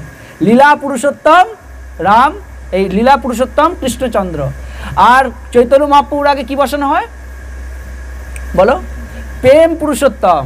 3টে আছে, 1 মর্যাদা পুরুষোত্তম, 2 লীলা পুরুষোত্তম, আর 3 প্রেম পুরুষোত্তম। মর্যাদা পুরুষোত্তম মানে কি? যিনি মর্যাদার লঙ্ঘন কখনো করেন না, তিনি যেটা বলছেন সেটাই হবে। তিনি যদি 14 বছর বনবাস থেকে কাটানোর পর অযোধ্যায় ফিরে এসে যদি পুনরায় সীতা বনবাসে যায়, রামচন্দ্র তাতেও দ্বিধাবোধ করেন না। এটা হচ্ছে মর্যাদার প্রতীক। তিনি চান না কেউ কখনো আমার উপরে আঙুল তুলে কথা বলুক, কেউ কখনো অযোধ্যার নিয়মকে, অযোধ্যার নিষ্ঠাকে কেউ কখনো লঙ্ঘন করুক। রামচন্দ্র এটা সবসময় চাইতেন যে আমার পূর্বপুরুষের নাম খারাপ হোক, এমন কার্য আমি কখনো করব না, তাতে যদি আমার প্রাণ যায় যাক। রামচন্দ্র মর্যাদা পুরুষোত্তম। রামচন্দ্র যেটা বলে সেটাই করেন, কারণ তিনি মর্যাদার শিখরে অটুট। তিনি বলেছেন যুদ্ধের আগে যে বিভীষণ যেহেতু আমার শরণাপন্ন হয়েছে, আমি বিভীষণকে রাজা বানাবো। তখন বলছে, প্রভু আপনি ওকে কোথায় রাজা বানাবেন? না, আমি ওকে লঙ্কাধীশ বানাবো। তখন রামচন্দ্রের সেনারা বলছেন, হনুমানের সেনারা বলছেন প্রভু এখন তো যুদ্ধই হলো না, আপনি বলে দিলেন বিভীষণ মহারাজকে লঙ্কার রাজা বানাবেন, কিন্তু লঙ্কা আপনি ধরুন জিতে গেলেন, লঙ্কায় আপনি বিজয়প্রাপ্ত হলেন, লঙ্কার রাজা আপনি বিভীষণকে বানালেন, হ্যাঁ, কিন্তু আপনি যদি ভেবে দেখুন যদি আপনি হেরে যান তখন কি হবে? বা আপনি ধরুন রাবণকে বধ করলেন না, রাবণকে ছেড়ে দিলেন, আর বিভীষণকে লঙ্কার রাজা বানালেন, আর রাবণ যেহেতু এত বড় রাজা তাকে কোন পদ দেবেন? তখন রামচন্দ্র বলছে, দেখো রাবণ যদি এত বড় রাজা হয় তাহলে রাবণকে কি করব? সে যদি আমার বর্ষতা স্বীকার করে তাকে আমি আমার অযোধ্যা দিয়ে দেবো। চিন্তা করো, রামচন্দ্র বলছেন সে যদি আমার শরণাপন্ন হয়, সে যতই পাপী হোক, তাকে আমি অযোধ্যা দান করব। আচ্ছা প্রভু, অযোধ্যা যদি আপনি দান করবেন তাহলে অযোধ্যার রাজা তো এখন ভরত, তাহলে ভরতকে আপনি কি দেবেন? রামচন্দ্রকে বলছেন, প্রভু লঙ্কার রাজা আপনি বিভীষণকে বানাচ্ছেন, লঙ্কার যিনি রাজা রাবণ তাকে অযোধ্যার রাজা বানাচ্ছেন, অযোধ্যার রাজা তো এখন ভরত, তাহলে অযোধ্যাকে আপনি কোথায় রাজা বানাবেন? তখন ভগবান শ্রী রামচন্দ্র বলছেন, দেখো অযোধ্যার রাজা যদি ভরত থাকে, ভরতকে আমি বৈকুণ্ঠের রাজা বানিয়ে দেবো। চিন্তা করো, বৈকুণ্ঠের রাজা। তখন বলছেন হনুমানজি মহারাজ, প্রভু বৈকুণ্ঠের রাজা তো আপনি, বৈকুণ্ঠের রাজা তো আপনি, আপনি যদি ভরতকে বৈকুণ্ঠের রাজা বানান আপনি কোথায় থাকবেন? তখন হাসতে হাসতে রামচন্দ্র বলছেন, হনুমান হনুমান বৈকুণ্ঠের রাজা আমি ভরতকে বানালেও একটা জায়গা আমার বাকি আছে, সেটা কি? সেটা হচ্ছে একমাত্র হনুমান তোমার হৃদয়ের রাজা আমি থাকবো।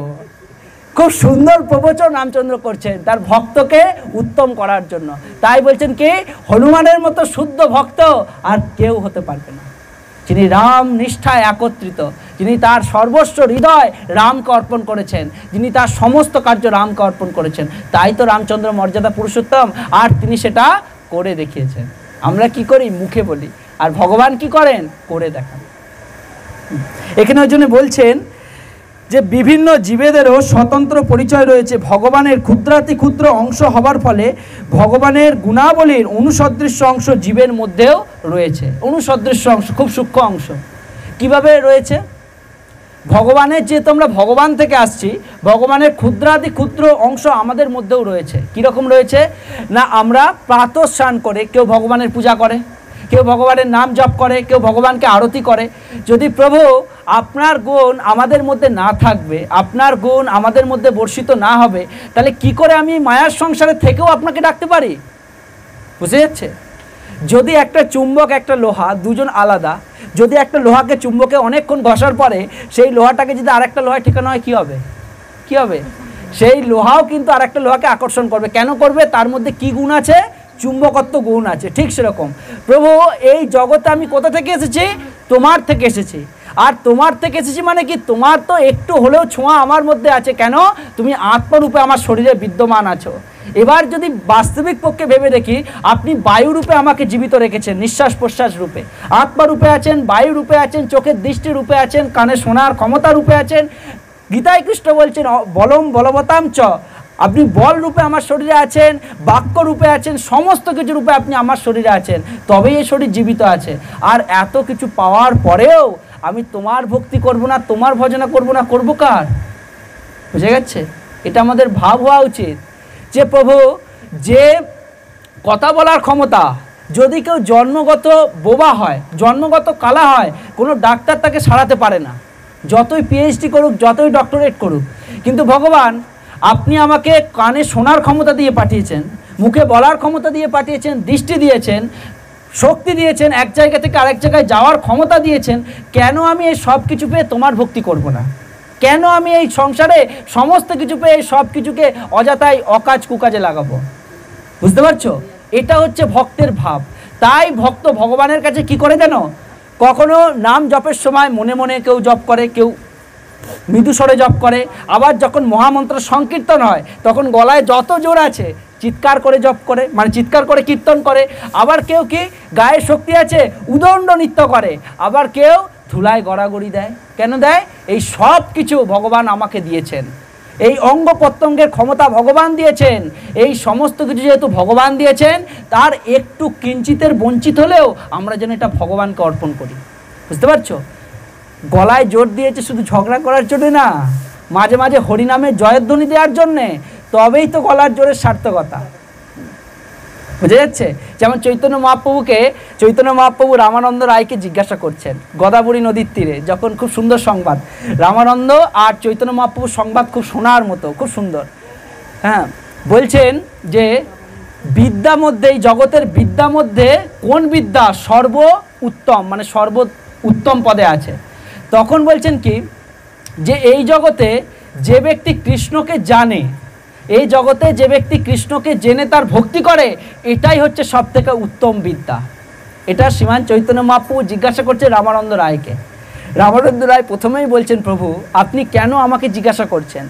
তখন বলছে, রামানন্দ তুমি তো জ্ঞানী ব্যক্তি, তাই তোমার সাথে আমি কিছু ভগবানের কথা আলোচনা করব। রামানন্দ তখনকার দিনের একটা দিকপাল ছিলেন, অর্থাৎ একটা দিক মেনটেন করতেন। রাজা প্রতাপরুদ্রর যেমন একটা মন্ত্রীর অনেক শাখা থাকতো আগেকার দিনে, ঠিক একটা ডিপার্টমেন্ট পালন করতেন রাজা প্রতাপরুদ্র। আর সেই রাজা প্রতাপরুদ্রের একজন দূত ছিলেন কে? ওই রামানন্দ রায়। তার সাথে মহাপ্রভুর কথোপকথন অনেক অনেক কথা আছে। ওই জন্য বলছেন যে বিদ্যা মধ্যে কোন বিদ্যা সর্বোচ্চ? তখন রামানন্দ রায় বলেছিলেন যে প্রভু আপনাকে যে ব্যক্তি জেনে আপনার ভক্তি করে, এই বিদ্যা হচ্ছে সব থেকে উত্তম।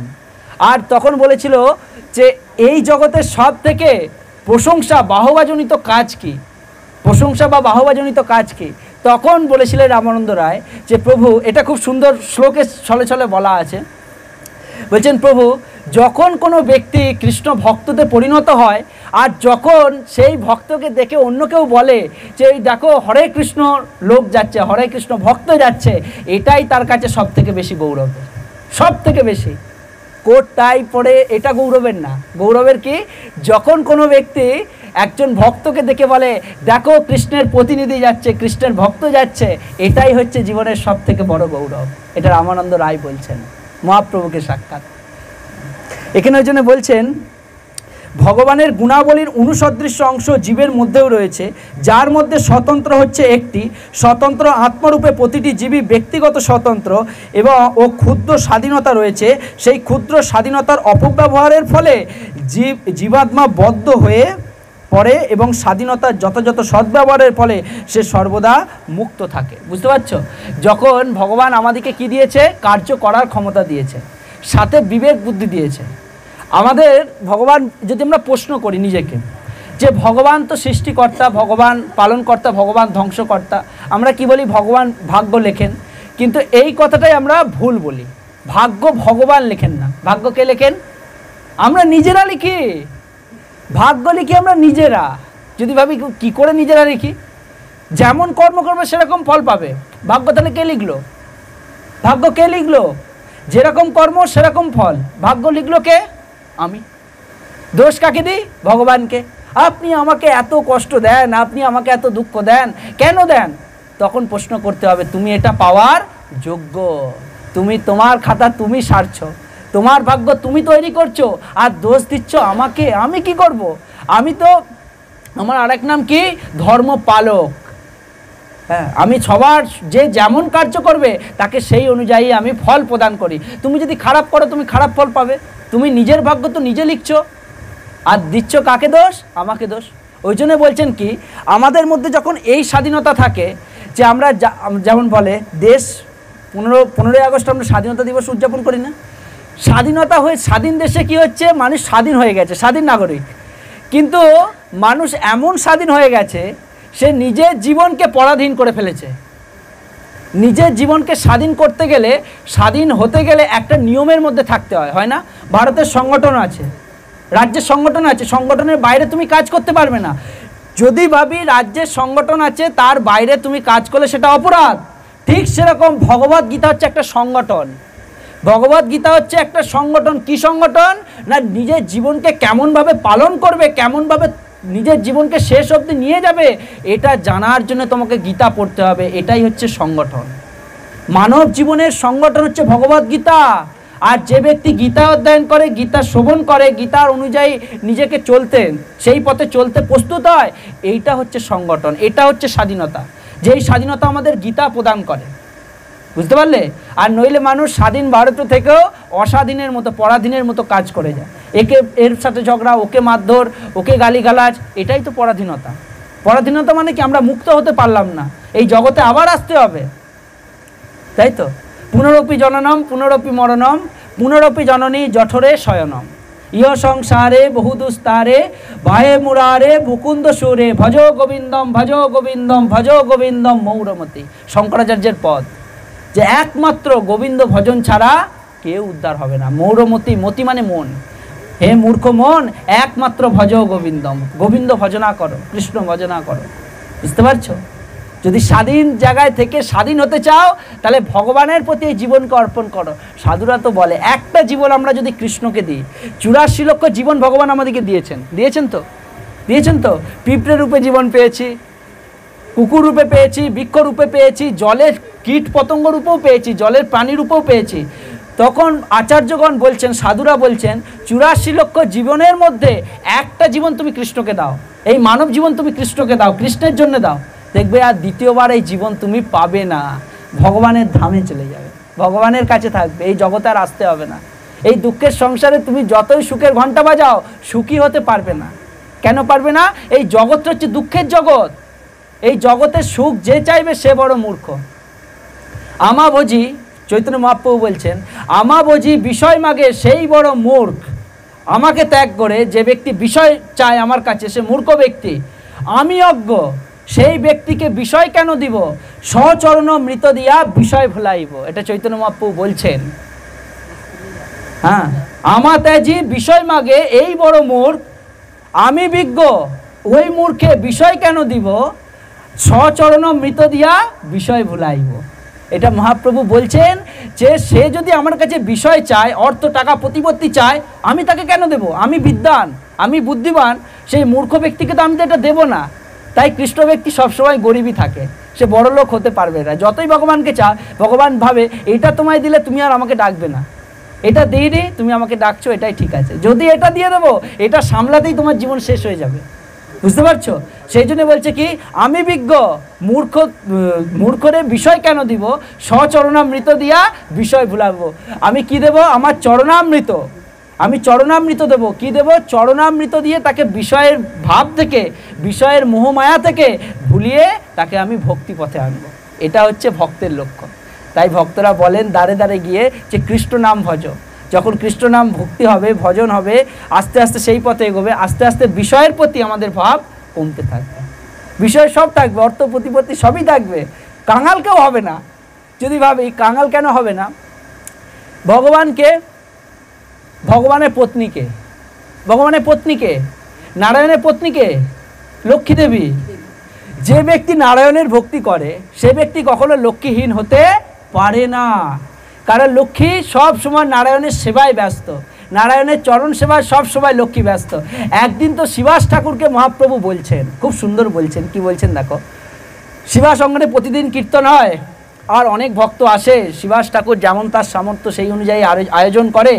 মহাপ্রভু একদিন কীর্তন শেষে শিবাসকে বলছে, শিবাস পণ্ডিত ছিলেন গৃহস্থ ব্যক্তি।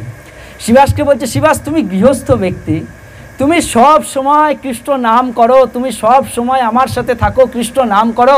শিবাস তোমার সংসার আছে, তোমার স্ত্রী আছে, পুত্র পরিজন আছে, তুমি কাজকর্ম যদি না করো তোমার সংসার চলবে কি করে? মহাপ্রভু নিজে বলছেন, চৈতন্য চরিতামৃতে এটা লেখা আছে। মহাপ্রভু এই কথা যখন শিবাসকে বলছেন, শিবাস পণ্ডিত 3 বার হাততালি দিচ্ছে। কি দিচ্ছে? এরকম 3 বার হাততালি দিচ্ছে, হাততালি দিয়ে হাসছে। মহাপ্রভু বলছেন, আরে শিবাস, তোমাকে আমি প্রশ্ন করলাম যে তুমি যদি কাজকর্ম না করো তোমার সংসার চলবে কি করে? তুমি খাবে কি? তোমার সংসার চলবে কি করে? তুমি কিনা হাততালি দিচ্ছ, হাসছো, হাততালি কেন দিচ্ছ? শিবাস পণ্ডিত বলছে, প্রভু আপনি তো বড় চতুর। আচ্ছা প্রভু, আপনার যে নাম করে সে কখনো অভুক্ত যায়? মহাপ্রভু শুনছেন কথাটা। আর সে যদি অভুক্ত যায়, আপনি নাম করলাম, একদিন খেতে পেলাম না, ঠিক আছে, আমি সহ্য করে নেব, জানি ভগবান পরীক্ষা নেয়, সহ্য করে নেব, কিছু খাবো না। দ্বিতীয় দিন নাম কীর্তন আমি ছাড়বো না, দ্বিতীয় দিনও নাম কীর্তন করব। আমার ভাগ্যে যদি খাবার না জোটে আমি তবুও নাম কীর্তন বন্ধ করবো না, দ্বিতীয় দিনও অভুক্ত থাকবো।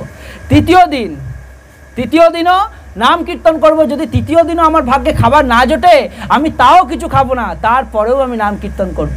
তখন কি আসবে? ঘর থেকে অবজেকশন আসবে, আসবে না? যদি কাজকর্ম না করো, সারাদিন হরে কৃষ্ণ করো, তাহলে খাবো কি? তখন বলছে 4 দিনের মাথায় যখন দেখছি আর কিছু আমার কাছে নেই, সপরিবারে আমি গঙ্গার জলে গিয়ে প্রাণ বিসর্জন দেবো, তবু তোমার কাছে কিছু মাংবো না, চাইবো না প্রভু। যখন এই কথা শিবাস বলেছে মহাপ্রভুকে, মহাপ্রভু বলছে, শিবাস তোমার মধ্যে এত ভক্তি, নামের প্রতি এত রুচি। শিবাস, লক্ষ্মী যদি ভিক্ষা করে নগরে নগরে, লক্ষ্মী এমন সময় আসতে পারে লক্ষ্মী দেবীকে বাটি হাতে নগরে নগরে ভিক্ষা করতে হতে পারে। শিবাস, আমি তোমায় কথা দিচ্ছি, তোমার গিয়ে কখনো অন্যের অভাব, ধনের অভাব হবে না।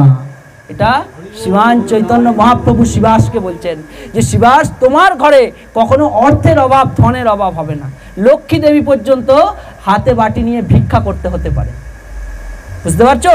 এটা হচ্ছে মহাপ্রভুর বচন। ওই জন্য কি বলা হয়, যে ব্যক্তি ভগবানের নামে নিষ্ঠা সহকারে থাকে সে ব্যক্তি কখনো অভুক্ত থাকে না, কোথাও না কোথাও তার প্রসাদের ব্যবস্থা হয়েই যায়। তুমি দেখেছো বৃন্দাবনে আজ অব্দি কেউ অভুক্ত আছে? জগন্নাথপুরীতে অভুক্ত আছে, মায়াপুরে তো অভুক্ত আছে, কেউ অভুক্ত নেই। যে কৃষ্ণ করে, যে কৃষ্ণের চিন্তা করে, কৃষ্ণ করে তার চিন্তা। এটা কৃষ্ণ বলছেন। গীতায় কৃষ্ণ কি বলছেন? বৈষ্ণব বন্দনায় কৃষ্ণ বলছেন, তোমারও হৃদয়ে সদা গোবিন্দ বিশ্রাম, গোবিন্দ কহেন মম বৈষ্ণব পরাণ। বৈষ্ণব কি বলছেন? যে প্রভু আপনার হৃদয়ে স্বয়ং কৃষ্ণ বাস করছেন। কৃষ্ণ বলছেন, তুমি যেমন বলছো আমি তোমার হৃদয়ে বাস করছি, তবে আমার কথাটাও শোনো। ভক্ত তখন কান খাড়া করে শুনছে, প্রভু কি বলছেন? তোমারও হৃদয়ে সদা গোবিন্দ বিশ্রাম, গোবিন্দ কহেন, ভগবান বলছেন গোবিন্দ কহেন মম বৈষ্ণব পরাণ। তুমি তো আমার পরাণ, হৃদয়, আর তুমি আমার হৃদয়ে বাস করো। তুমি যেমন আমার হৃদয়ে বাস করো, আমি তেমন তোমার হৃদয়ে বাস করি। এটা হচ্ছে প্রেম বিনিময়। স্বামী স্ত্রী যেমন একে অপরকে কতটা ভালোবাসে, ঠিক সেরকম তার থেকেও অধিক গুণ, কোটি গুণ মৃত্যুর পরে স্বামী স্ত্রীর বিচ্ছেদ হয়, কিন্তু ভগবানের আর ভক্তের বিচ্ছেদ কখনো হয় না, কখনো হয় না। মৃত্যুর পরেও হয় না, আর কোটি কোটি জন্মেতে তাদেরকে কেউ আলাদা করতে পারে না, কেউ করতে পারে না। বুঝতে পারছো? এটা হচ্ছে ভক্ত ভগবানের মিলন, যার দ্বারা কখনো কখনো তাদের বিচ্ছেদ হয় না, বিবাদ হয় না। এখানে লিখছেন যে বদ্ধ হয়ে পড়ে স্বাধীনতার যথাযথ সদ্ব্যবহার করলে সে সর্বদা মুক্ত থাকে। উভয় ক্ষেত্রে সে পরমেশ্বর ভগবানের মতো গুণগতভাবে নিত্য। উভয় ক্ষেত্রে সে পরমেশ্বর ভগবানের মতো গুণগতভাবে নিত্য। মুক্ত অবস্থায় সে জড়জগতের পরিবেশ থেকে মুক্ত এবং সর্বদাই পরমেশ্বর ভগবানের অপ্রকৃত সেবায় যুক্ত। এই জগতে থেকেও তিনি জড়জগতের বন্ধন থেকে মুক্ত এবং সর্ব অবস্থায় ভগবানের সেবায় যুক্ত। সর্ব অবস্থা মানে কি? গৃহেতে বনেতে থাকে, হা গৌরাঙ্গ বলে ডাকে। এই যে কথাটা আমরা বলি, গৃহেতে বনেতে থাকে, হা গৌরাঙ্গ বলে ডাকে। গৃহে মানে কি? ঘর। বন মানে কি? গৃহ ত্যাগ করে যে বনে চলে যায়। সে যেখানেই থাকুক না কেন সর্বদাই মুখে ভগবানের নাম উচ্চারণ করে। সুখে দুঃখে ভুলো না কো, সদাই হরির নাম করো।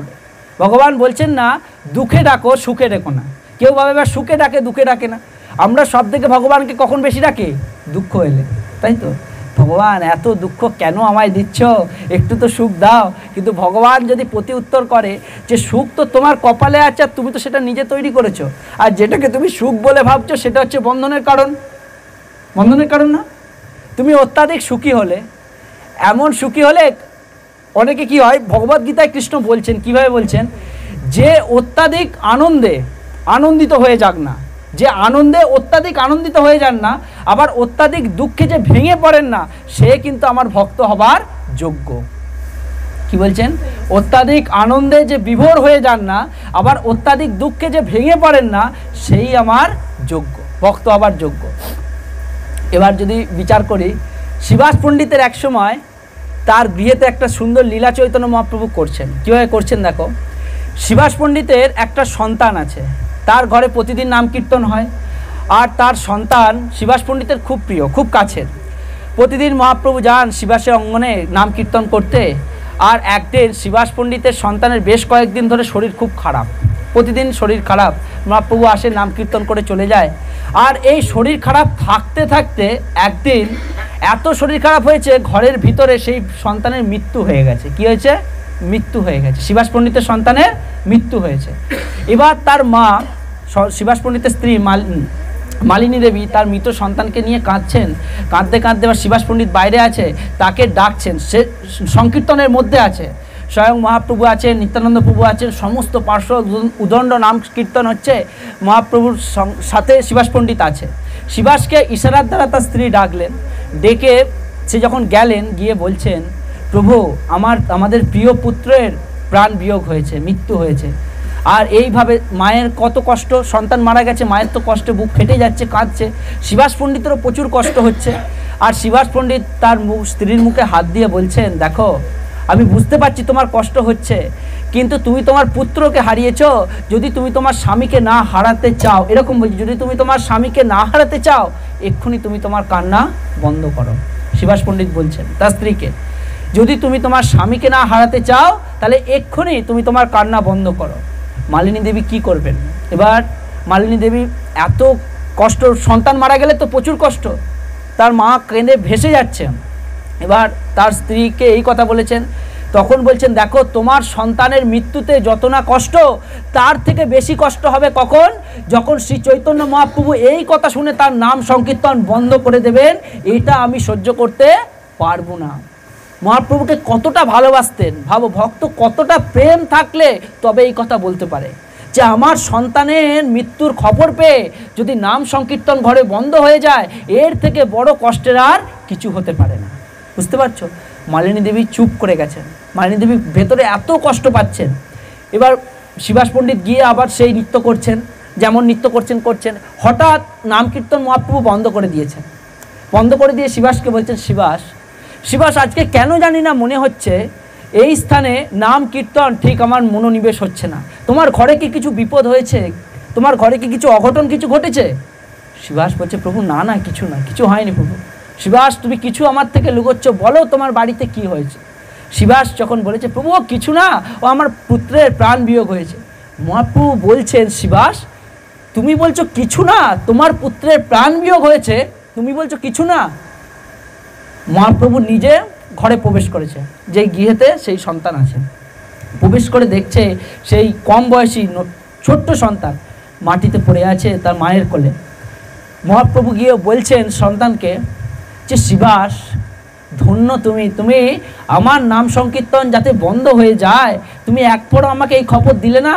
আর তোমার সন্তান এত মারা গেছে, এত কষ্ট ব্যথা হৃদয় নিয়েও তুমি আমার নাম সংকীর্তন বন্ধ করতে বললে না। ধন্য তুমি শিবাস, ধন্য। তাকে বাহবা দিচ্ছেন। আর সেই সন্তানের কাছে গিয়ে মহাপ্রভু বলছেন, কেন, কি করে মারা গেল? মহাপ্রভু তো স্বয়ং ভগবান। মহাপ্রভু গিয়ে বলছে, দেখি সন্তানকে আমার কোলে দাও। বলে শিবাস পণ্ডিতের সেই মৃত সন্তানকে মহাপ্রভু নিয়ে তার কানেতে যেই প্রাণবায়ু, মহাপ্রভু সাক্ষাৎ ভগবান, যেই ভগবান প্রাণবায়ু দিলেন তার কানের মাধ্যমে, তার হৃদয়ে যেই প্রবেশ করলো, সঙ্গে সঙ্গে মৃত সন্তান জীবিত হয়ে গেল। জীবিত হয়ে গিয়ে সেই সন্তান উঠে বসলো আর বসে হরি নাম করা শুরু করলো। আর তাকে মহাপ্রভু জিজ্ঞাসা করছেন, মহাপ্রভু জিজ্ঞাসা করছেন, আরে তুমি তোমার পিতা মাতাকে ত্যাগ করে কেন চলে গেলে এত অল্প বয়সে? তখন বলছে, প্রভু আমি এই জগতে যতদিন আয়ুষ্কাল নিয়ে এসেছিলাম, আমার আয়ুষ্কাল শেষ হয়ে গেছে। তবে প্রভু এর থেকে উত্তম সময় আর কি আছে আমার দেহত্যাগ করার? আপনি সাক্ষাৎ স্বয়ং ভগবান রূপে এই স্থানে উপস্থিত আছেন, আপনি নিত্য কীর্তন করছেন, আপনাকে দর্শন করতে করতে, আপনার গীত, আপনার কীর্তন শোভন করতে করতে আমি প্রাণ ত্যাগ করেছি। এর থেকে উত্তম সময় আমি আর পাবো না প্রভু, তাই আমি আমার দেহ এই সময় ত্যাগ করেছি। ঠিক আছে, তুমি দেহ ত্যাগ করলে, কিন্তু তোমার পিতামাতার কথা তুমি একবারও ভাবলে না। তখন শিবাস পণ্ডিতের ছোট্ট সন্তান খুব সুন্দর উক্তি দিচ্ছেন, খুব সুন্দর। চৈতন্য চরিতামৃতে বলছেন, কেবাকার পিতা, কেবাকার মাতা প্রভু। এই জগতে যাকে আমরা পিতা বলছি, মাতা বলছি, সে কতদিনের জন্য? যতদিন এ দেহে প্রাণ আছে। এর আগে আমি যখন অন্য দেহে ছিলাম, আমার অন্য কেউ মাতা ছিল, অন্য কেউ পিতা ছিল। আজকে এই দেহে লাভ করেছি, এখন ইনি মাতা, ইনি পিতা। আবার আমি অন্য দেহ লাভ করব, সে মাতা হবে, সে পিতা হবে। তাই প্রভু এই জগতে মাতা পিতাকে লাভ করার পরে যদি কেউ গোবিন্দকে লাভ করতে পারে, তার এই জীবন কিন্তু সার্থক হয়ে যায়। শিবাসের পুত্র এই বাক্য বলছেন। বলতে বলতে, তাই প্রভু আমার আয়ুষ্কাল শেষ, আমি এই জগৎ থেকে চলে গেলাম। আর প্রভু এই জগতে প্রত্যেকটা মানুষ যাতে হরি নাম করে, কৃষ্ণ নাম করে, এর প্রতি যেন সবাই মনোনিবেশ করে, আমি এই বার্তা সবাইকে দিয়ে গেলাম। সেই ছোট্ট সন্তান সবাইকে হরি নামের বার্তা দিয়ে গেলেন যে, দেখো এই জগতে মাতা পিতা আমাদের জন্ম দিচ্ছেন একমাত্র এই জগতে কৃষ্ণ নাম প্রচার করার জন্য। কৃষ্ণর সংসার করো, ছাড়ো অনাচার, জীবে দয়া কৃষ্ণ নাম সর্বধর্মসার। ভজ কৃষ্ণ জপ কৃষ্ণ লহ কৃষ্ণ শিক্ষা। ভজ কৃষ্ণ জপ কৃষ্ণ করো কৃষ্ণ শিক্ষা। এই বার্তা সব দিয়ে গেলেন। বুঝতে পারছো? তাই বলছেন এই জগতে আমরা যা কিছুকে নিজের বলে ভাবছি, সেটা কতদিন নিজের? যতদিন সে জীবিত আছে। যখন মৃত্যু হয়ে গেল, নিজের বলতে কিছু থাকলো না। তাই শিবাস পণ্ডিত আমাদের অসংখ্যভাবে এই জগৎকে শিক্ষা দান করেছেন যে গৃহেতে থেকে কিভাবে ভগবানের প্রতি মনোনিবেশ করতে হয়। সর্বদিন না মৃত্যু, সে তার তো আয়ুষ শেষ, আয়ুষটা শেষ হয়ে যাবে। ভগবান তাকে জীবিত করলো, জীবিত করে তার মুখ থেকে এই বাক্য শুনলো। এই মুখ থেকে এই বাক্য শুনে, প্রভু আমাকে বিদায় দাও, এই বলে সে আবার চলে গেল। বুঝতে পারছো? ওই জন্য এখানে বলছেন যে সেই ক্ষুদ্র স্বাধীনতার অপব্যবহার করার ফলে জীবাত্মা বদ্ধ হয়ে পড়ে এবং স্বাধীনতার যথাযথ সদ্ব্যবহার করলে সে সর্বদা মুক্ত থাকে। উভয় ক্ষেত্রেই সে পরমেশ্বর ভগবানের মতো গুণগতভাবে নিত্য মুক্ত অবস্থায় সে জড়জগতের পরিবেশ থেকে মুক্ত এবং সর্বদাই পরমেশ্বর ভগবানের অপ্রকৃত সেবায় যুক্ত। বদ্ধ অবস্থায় সে জড় প্রকৃতির গুণের দ্বারা প্রভাবিত থাকে এবং অপ্রকৃত ভগবত সেবার কথা ভুলে যায়। যখন আমরা এই জগতে গুণের দ্বারা প্রভাবিত থাকি, লাভ পূজা প্রতিষ্ঠার দ্বারা, তখন ভগবানের সেবার কথা আমরা ভুলে যাই। তার ফলে এই জড়জগতে তার অস্তিত্ব বজায় রাখার জন্য তাকে কঠোর পরিশ্রম করতে হয়। কেবল কুকুর বিড়াল মানুষই নয়, এমনকি জড়জগতের নিয়ন্ত্রণকারী ব্রহ্মা শিব এমনকি বিষ্ণু পর্যন্ত পরমেশ্বর ভগবানের অবিচ্ছেদ্য অংশ বিশেষ। বোঝা যাচ্ছে? এমনকি শুধু মানুষ নয়, পশু পাখি নয়, সাক্ষাৎ ব্রহ্মা, শিব, বিষ্ণু ভগবানের অংশ বিশেষ, এরাও কিন্তু ভগবানের অংশ। তারা সকলেই নিত্য এবং তাদের প্রকাশ সাময়িক নয়। এখানে কর্ষতি সংগ্রাম করা অথবা জোর করে আঁকড়ে রাখা কথাটি খুবই তাৎপর্যপূর্ণ। বদ্ধজীব যেন লৌহ শৃঙ্খলের মতো অলঙ্কারের দ্বারা শৃঙ্খলিত এবং তার মনে হচ্ছে তারা মুখ্য প্রতিনিধি। আমরা প্রত্যেকজনের হাতে কি আছে, যদিও দেখতে পাচ্ছি না, লোহার শেকল পরানো আছে। যদিও আমরা ভাবছি আমি হাঁটতে পারছি, বলতে পারছি, খেতে পাচ্ছি, আমি মুক্ত না। জেলখানাতেও যারা থাকে তারাও খেতে পায়, শুতে পায়, সবই পায়। তারা যদি ভাবে আমরা মুক্ত, ঠিক না। তারা কোথায় বন্দি? জেলখানায় বন্দি। আমাদের হাতে পায়েতে কিসের শেকল আছে? মায়ার শেকল পরানো আছে। বুঝতে পারছো? যতই আমরা সেটাকে ভাবি মুক্ত, আমার তো হাত পা খোলা, এখানে যাই ওখানে যাই, কিন্তু এই জগতের বাইরে গেলে সব শেষ। সব শেষ না? এই জগতের বাইরে যখন দেখবে আর কিছুই পাবে না, তোমার নিজের বলতে কিছু থাকবে না। তাই তো বলছেন ভগবান যে 28টা নরক আমি তৈরি করেছি। ভাগবতমে উল্লেখ আছে 28 প্রকার নরক। 28টা নরকের মধ্যে প্রত্যেকটা নরকের গতি আলাদা আলাদা কাজের জন্য। এবার আমরা যদি সেইখানে গিয়ে ভিড় বাড়াই তাহলে কি হবে? আবার সেখানে কষ্ট ভোগ করতে হবে, আবার এই জগতে ফিরে আসতে হবে। যদি নরকে যেতে না চাও তাহলে নারায়ণের ভক্তি ভজনে লেগে যাও এখন থেকে, এই মুহূর্ত থেকে। এখানে বলছেন মন যত সত্যগুণে অধিষ্ঠিত থাকে তখন তার কার্যকলাপ শুদ্ধ হয়, মন যখন রজগুণে অধিষ্ঠিত থাকে তখন তার কার্যকলাপ পীড়াদায়ক হয়, এবং মন যখন তমগুণে থাকে তখন সে নিম্নতর প্রজাতি রূপে বিচরণ করে। বোঝা গেল? সত্যগুণে মন শুদ্ধ, তমগুণে মন কষ্ট পায়, আর এই রজগুণে কষ্ট পায়, তমগুণে সে পশুজনি লাভ করে। গীতায় বলছেন গুণ সম্পর্কে, সত্যগুণ, রজগুণ, তমগুণের ব্যাখ্যা খুব সুন্দর দিচ্ছেন গীতায়। তাতে বলা হচ্ছে কোন গুণে কার্য করলে কোন লোকে যায়, সেই সব অধ্যায় আমাদের শ্রবণ হয়ে গেছে। এখানে বলছেন এই শ্লোকে স্পষ্টভাবে বোঝানো যাচ্ছে যে বদ্ধ প্রজাতি রূপে বিচরণ করে। এই শ্লোকে স্পষ্টভাবে বোঝানো যাচ্ছে যে বদ্ধ জীবাত্মা মন ও ইন্দ্রিয় সমন্বিত জড়দেহের দ্বারা আবদ্ধ, সে যখন মুক্ত হয় তখন সে জড় আবরণ বিনাশ প্রাপ্ত হয়। এই যে আবরণ, এটা কিন্তু শেষ হয়ে যায় যখন এই জগৎ থেকে আমরা মুক্তি লাভ করি। কিন্তু তার স্বরূপ সমন্বিত চিন্ময় দেহ নিজস্ব সমর্থনে প্রকাশিত হয়। মধ্যন্বিত নয়ন অশ্রুতে এই তত্ত্বগুলি প্রদান করা হয়েছে। সবা এস ব্রহ্মনিষ্ঠ ইদং শরীরং মত্তমাজি সৃজ্য ব্রহ্ম অভিন্ন সম্পদ ব্রহ্ম না পশ্যতি ব্রহ্ম না শৃণোতি ব্রহ্মণ্যই বেদং সর্ব অনুভবতী। এখানে বলা হচ্ছে যে যখন জীবাত্মা তার জড় আবরণ পরিত্যাগ করে চেতন জগতে প্রবেশ করে তখন তার চিন্ময় স্বরূপ পুনরুজ্জীবিত হয়। যখন এই দেহ ত্যাগ করে ভগবানের চিন্ময় দেহে প্রবেশ করে তখন তার চিন্ময় শরীর পুনরুজ্জীবিত। পুনরুজ্জীবিত মানে কি? যেই শরীর আমাদের ছিল, কোনো না কোনো কার্যবশত, পাপবশত এই শরীর ত্যাগ করে আমাদের এই কষ্টের শরীর দেয়া হয়েছে, এই শরীর আমাদের লাভ হয়। তিনি পরম পুরুষোত্তম ভগবানকে প্রত্যক্ষভাবে দর্শন করেন। যখন আমরা ভগবান জগতে ফিরে যাই তখন কিন্তু আমরা ভগবানকে প্রত্যক্ষভাবে, মানে সামনাসামনি কাছ থেকে দর্শন করি। যদি কেউ ভাবে যে ভগবানকে দর্শন করলে কি লাভ হয়, আমরা যদি ভাবি যে এই জগতে যে ভগবানকে দর্শন করবে না সে আর এই জগতের কথা বুঝতে পারবে না, এই জগতের কিচ্ছু তার আর লাগবে না ভালো। ভগবানের কথা শুনে যে ভগবানকে ভালোবাসে তার যদি এই জগতে বৈরাগ্য আসে, এই জগতে সব কিছু ত্যাগ করতে মন চায়, তাহলে সাক্ষাৎ যে ভগবানকে দর্শন করে তার অবস্থা কি হয় বুঝতে পারছো?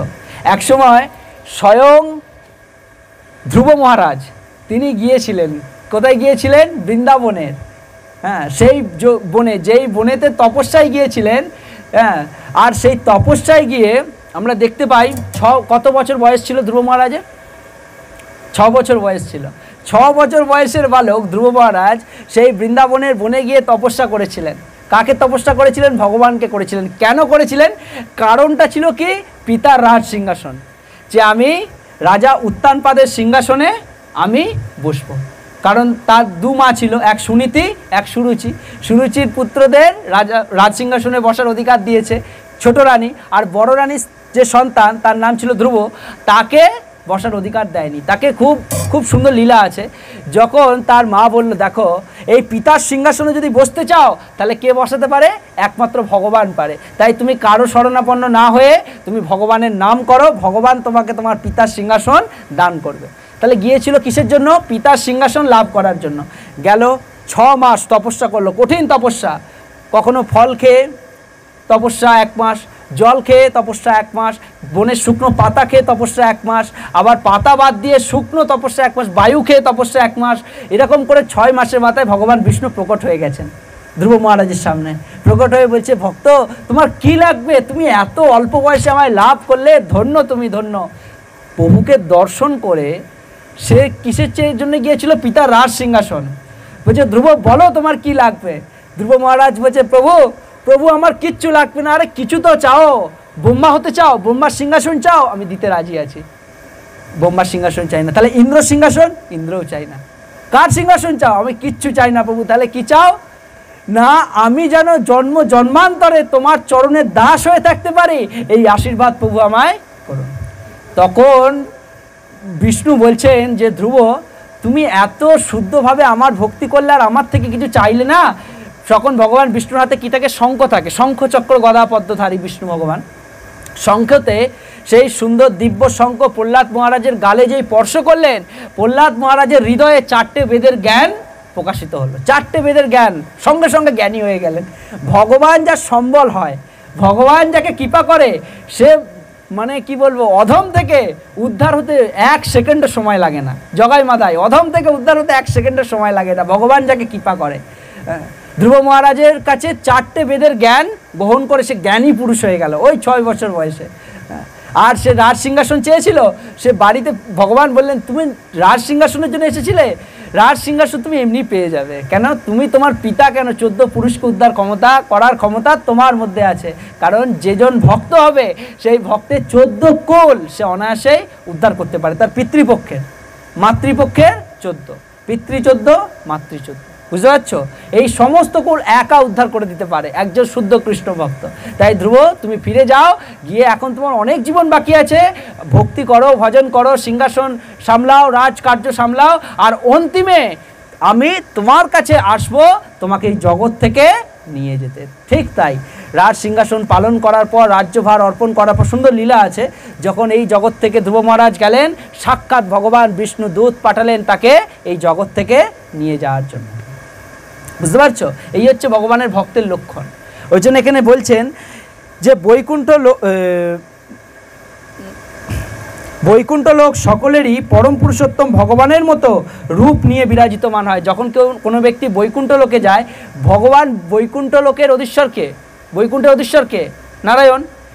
আমরা যখন কেউ যদি বৈদিক ভক্তি করে, বিধি পূজা ভক্তি করে, তখন কিন্তু সে মৃত্যুর পর বৈকুণ্ঠে যায়। ভাগ আছে কিন্তু আলাদা আলাদা। যে দেবদেবীদের, গীতায় কৃষ্ণ বলছেন যে দেবদেবীদের ভক্তি করে মৃত্যুর পর দেবলোকে যায়। আবার যে পিতৃপুরুষদের জন্য সারা জীবন দেয়, সে মৃত্যুর পর পিতৃলোকে যায়। আবার যারা ভূত প্রেতের পূজা করে, অনেক আছে, যে কলিযুগে অনেকেই আছে, যারা ভূত প্রেতের পূজা করে মৃত্যুর পর তারা ভূত লোকে যায়, প্রেত লোকে যায়। আবার যারা শিবের পূজা করে, শিব আরাধনা করে, তারা কৈলাস যায়। এবং যারা আমার আরাধনা করে, অর্থাৎ যারা বিষ্ণুর আরাধনা করে, তারা বৈকুণ্ঠে যায়। এবার বৈকুণ্ঠে যখন মানুষ এই জগৎ থেকে বৈকুণ্ঠে যায়, গিয়ে তার রূপটা কি এরকমই থাকে? এরকম থাকে না। কীরকম থাকে? তার কিন্তু আর 2টো হাত থাকে না, তার 4টে হাত হয়। তার 4টে হাত হয় এবং তাকে দেখতে অবিকল বিষ্ণুর মতো হয়, অবিকল। কারণ সেই লোকের শোভাই এটা, সেই লোকের সৌন্দর্যই এটা। ভগবান বিষ্ণুর লোকে, বৈকুণ্ঠ লোকে সবাই ভগবান বিষ্ণুর মতো, সবার হাতে সব কিছু আছে। আর 4টে অস্ত্র ধারণ করে, 4টে হাত। আর তারা কি করছে? একজনের সেবা করায় মগ্ন। এবার একজন প্রশ্ন করছে যে, প্রভু চিনব কি করে কোনটা ভগবান বিষ্ণু আর কোনটা তার দাস সেই লোকে গেলে? তখন বলছেন, যার গলায় কৌস্তব মণির মালা আছে, যেই মণি সমুদ্র মন্থনে উত্থিত হয়েছিল, কৌস্তব মণি যার কাছে আছে, হ্যাঁ, আর যার দেহ থেকে রূপের 6টা কান্তি বেরোচ্ছে, আর যিনি অনন্ত নাগের ওপর শয়িত আছেন, তিনি হচ্ছেন অরিজিনাল বিষ্ণু, অরিজিনাল নারায়ণ। বোঝা গেল? তার প্রতি ভক্তি করার জন্য এরা 2টো হাত বাদ দিয়ে 4টে হাতে তার সেবা করছে নিয়ম মাফিক। এটা হচ্ছে বিষ্ণু লোকের গতি, বৈকুণ্ঠ লোকের পরিবেশ। এটা এখানে যেন লিখছেন কি, বৈকুণ্ঠ লোক সকলেরই পরম পুরুষোত্তম ভগবানের মতো রূপ নিয়ে বিরাজিতমান হন। সেখানে বিষ্ণু মূর্তির প্রকাশ এবং তার বিভিন্ন অংশ জীবাত্মাদের দেহের গঠনের কোনো পার্থক্য নেই। বোঝা যাচ্ছে তো, দেহের গঠনের কোনো পার্থক্য নেই, সবাই খুব সুন্দর দেহ ধারণ করে। হ্যাঁ, পক্ষান্তরে বলা যায় জীব মুক্ত হলে পরম পুরুষোত্তম ভগবানের কৃপায় দিব্য শরীর প্রাপ্ত হন। যখন জীব মুক্ত হয় ভগবানের কৃপায় দিব্য শরীর লাভ হয়, দিব্য শরীর লাভ হয়। এখানে মমৈবাংশ পরমেশ্বর ভগবানের অতি ক্ষুদ্রাতি ক্ষুদ্র অংশ কথাটি অত্যন্ত তাৎপর্যপূর্ণ। পরমেশ্বর ভগবান অনুসদৃশ্য অংশ কোনো জড় পদার্থের ভাঙা অংশের মতো নয়, কোনো পদার্থের ভাঙা অংশের মতো নয়, অনুসদৃশ্য অংশ। যেমন ভগবান থেকে আসছে আবার ভগবানেই ফিরে যাবে। এখানে বলছেন দ্বিতীয় অধ্যায়ে আমরা ইতিমধ্যেই জানতে পেরেছি যে আত্মাকে খণ্ড খণ্ড করে কাটা যায় না, এই অনুসদৃশ্য অংশ জড়বুদ্ধি দিয়ে উপলব্ধি করা যায় না। এটি জড় পদার্থের মতো নয় যা কেটে টুকরো টুকরো করা যায় তারপর আবার সেটাকে জোড়া লাগিয়ে দেওয়া যায়। এই ধারণা এখানে প্রযোজ্য নয়, কারণ এখানে সংস্কৃত সনাতন নিত্য শব্দটি ব্যবহার করা হয়েছে। ভগবানের অনুসদৃশ্য অংশগুলিও নিত্য এবং দ্বিতীয় অধ্যায়ের প্রথম দিকে এটি বলা হয়েছে যে প্রতিটি দেহে ভগবান অনুসদৃশ্য অংশ আত্মা বর্তমান থাকে। দেহ অস্মিন যথা দেহে, এই অনুসদৃশ্য অংশ যখন জড় দেহের বন্ধন থেকে মুক্ত হয় তখন চিদ আকাশে চিন্ময় গোহলোকে তার আদি চিন্ময় দেহ প্রাপ্ত হয়ে পরমেশ্বর ভগবানের সঙ্গ লাভ করার আনন্দ উপভোগ করে। বুঝে গেল? এই দেহ ত্যাগ করে চিন্ময় দেহ লাভ করে ভগবান ধামে গিয়ে আনন্দ উপভোগ করে, দুঃখের সংসারে আর তাকে আসতে হয় না। এখানে অবশ্য এটি বোঝা যাচ্ছে যে পরমেশ্বর ভগবান অনুসদৃশ্য অংশ হবার ফলে জীব গুণগতভাবে ভগবানের সঙ্গে এক, যেমন সোনার একটি কণাও সোনা, একটা সোনার ডালার একটি কণাও সোনা। অসুবিধা হচ্ছে বুঝতে? তাই এখানে কৃষ্ণ বললেন পরিষ্কার যে জীব প্রত্যেকটা দেহ যখন সে এই জীবন ত্যাগ করে ভগবান জগতে যায়, সে শঙ্খচক্র গদাপদ্ম বিষ্ণুর মতো রূপ ধারণ করে বৈকুণ্ঠ লোকে গমন করে আর ভগবানের সেবায় যুক্ত হয়, তার শরীর থেকে দিব্য জ্যোতি প্রকাশিত হয়। তাই সকলকে অসংখ্য ধন্যবাদ ভগবদ গীতার পুরুষোত্তম যোগের এই শ্লোক শ্রবণ করার জন্য। সকলে মিলে উচ্চস্বরে হরে কৃষ্ণ কৃষ্ণ কৃষ্ণ হরে হরে, হরে রাম রাম রাম হরে হরে।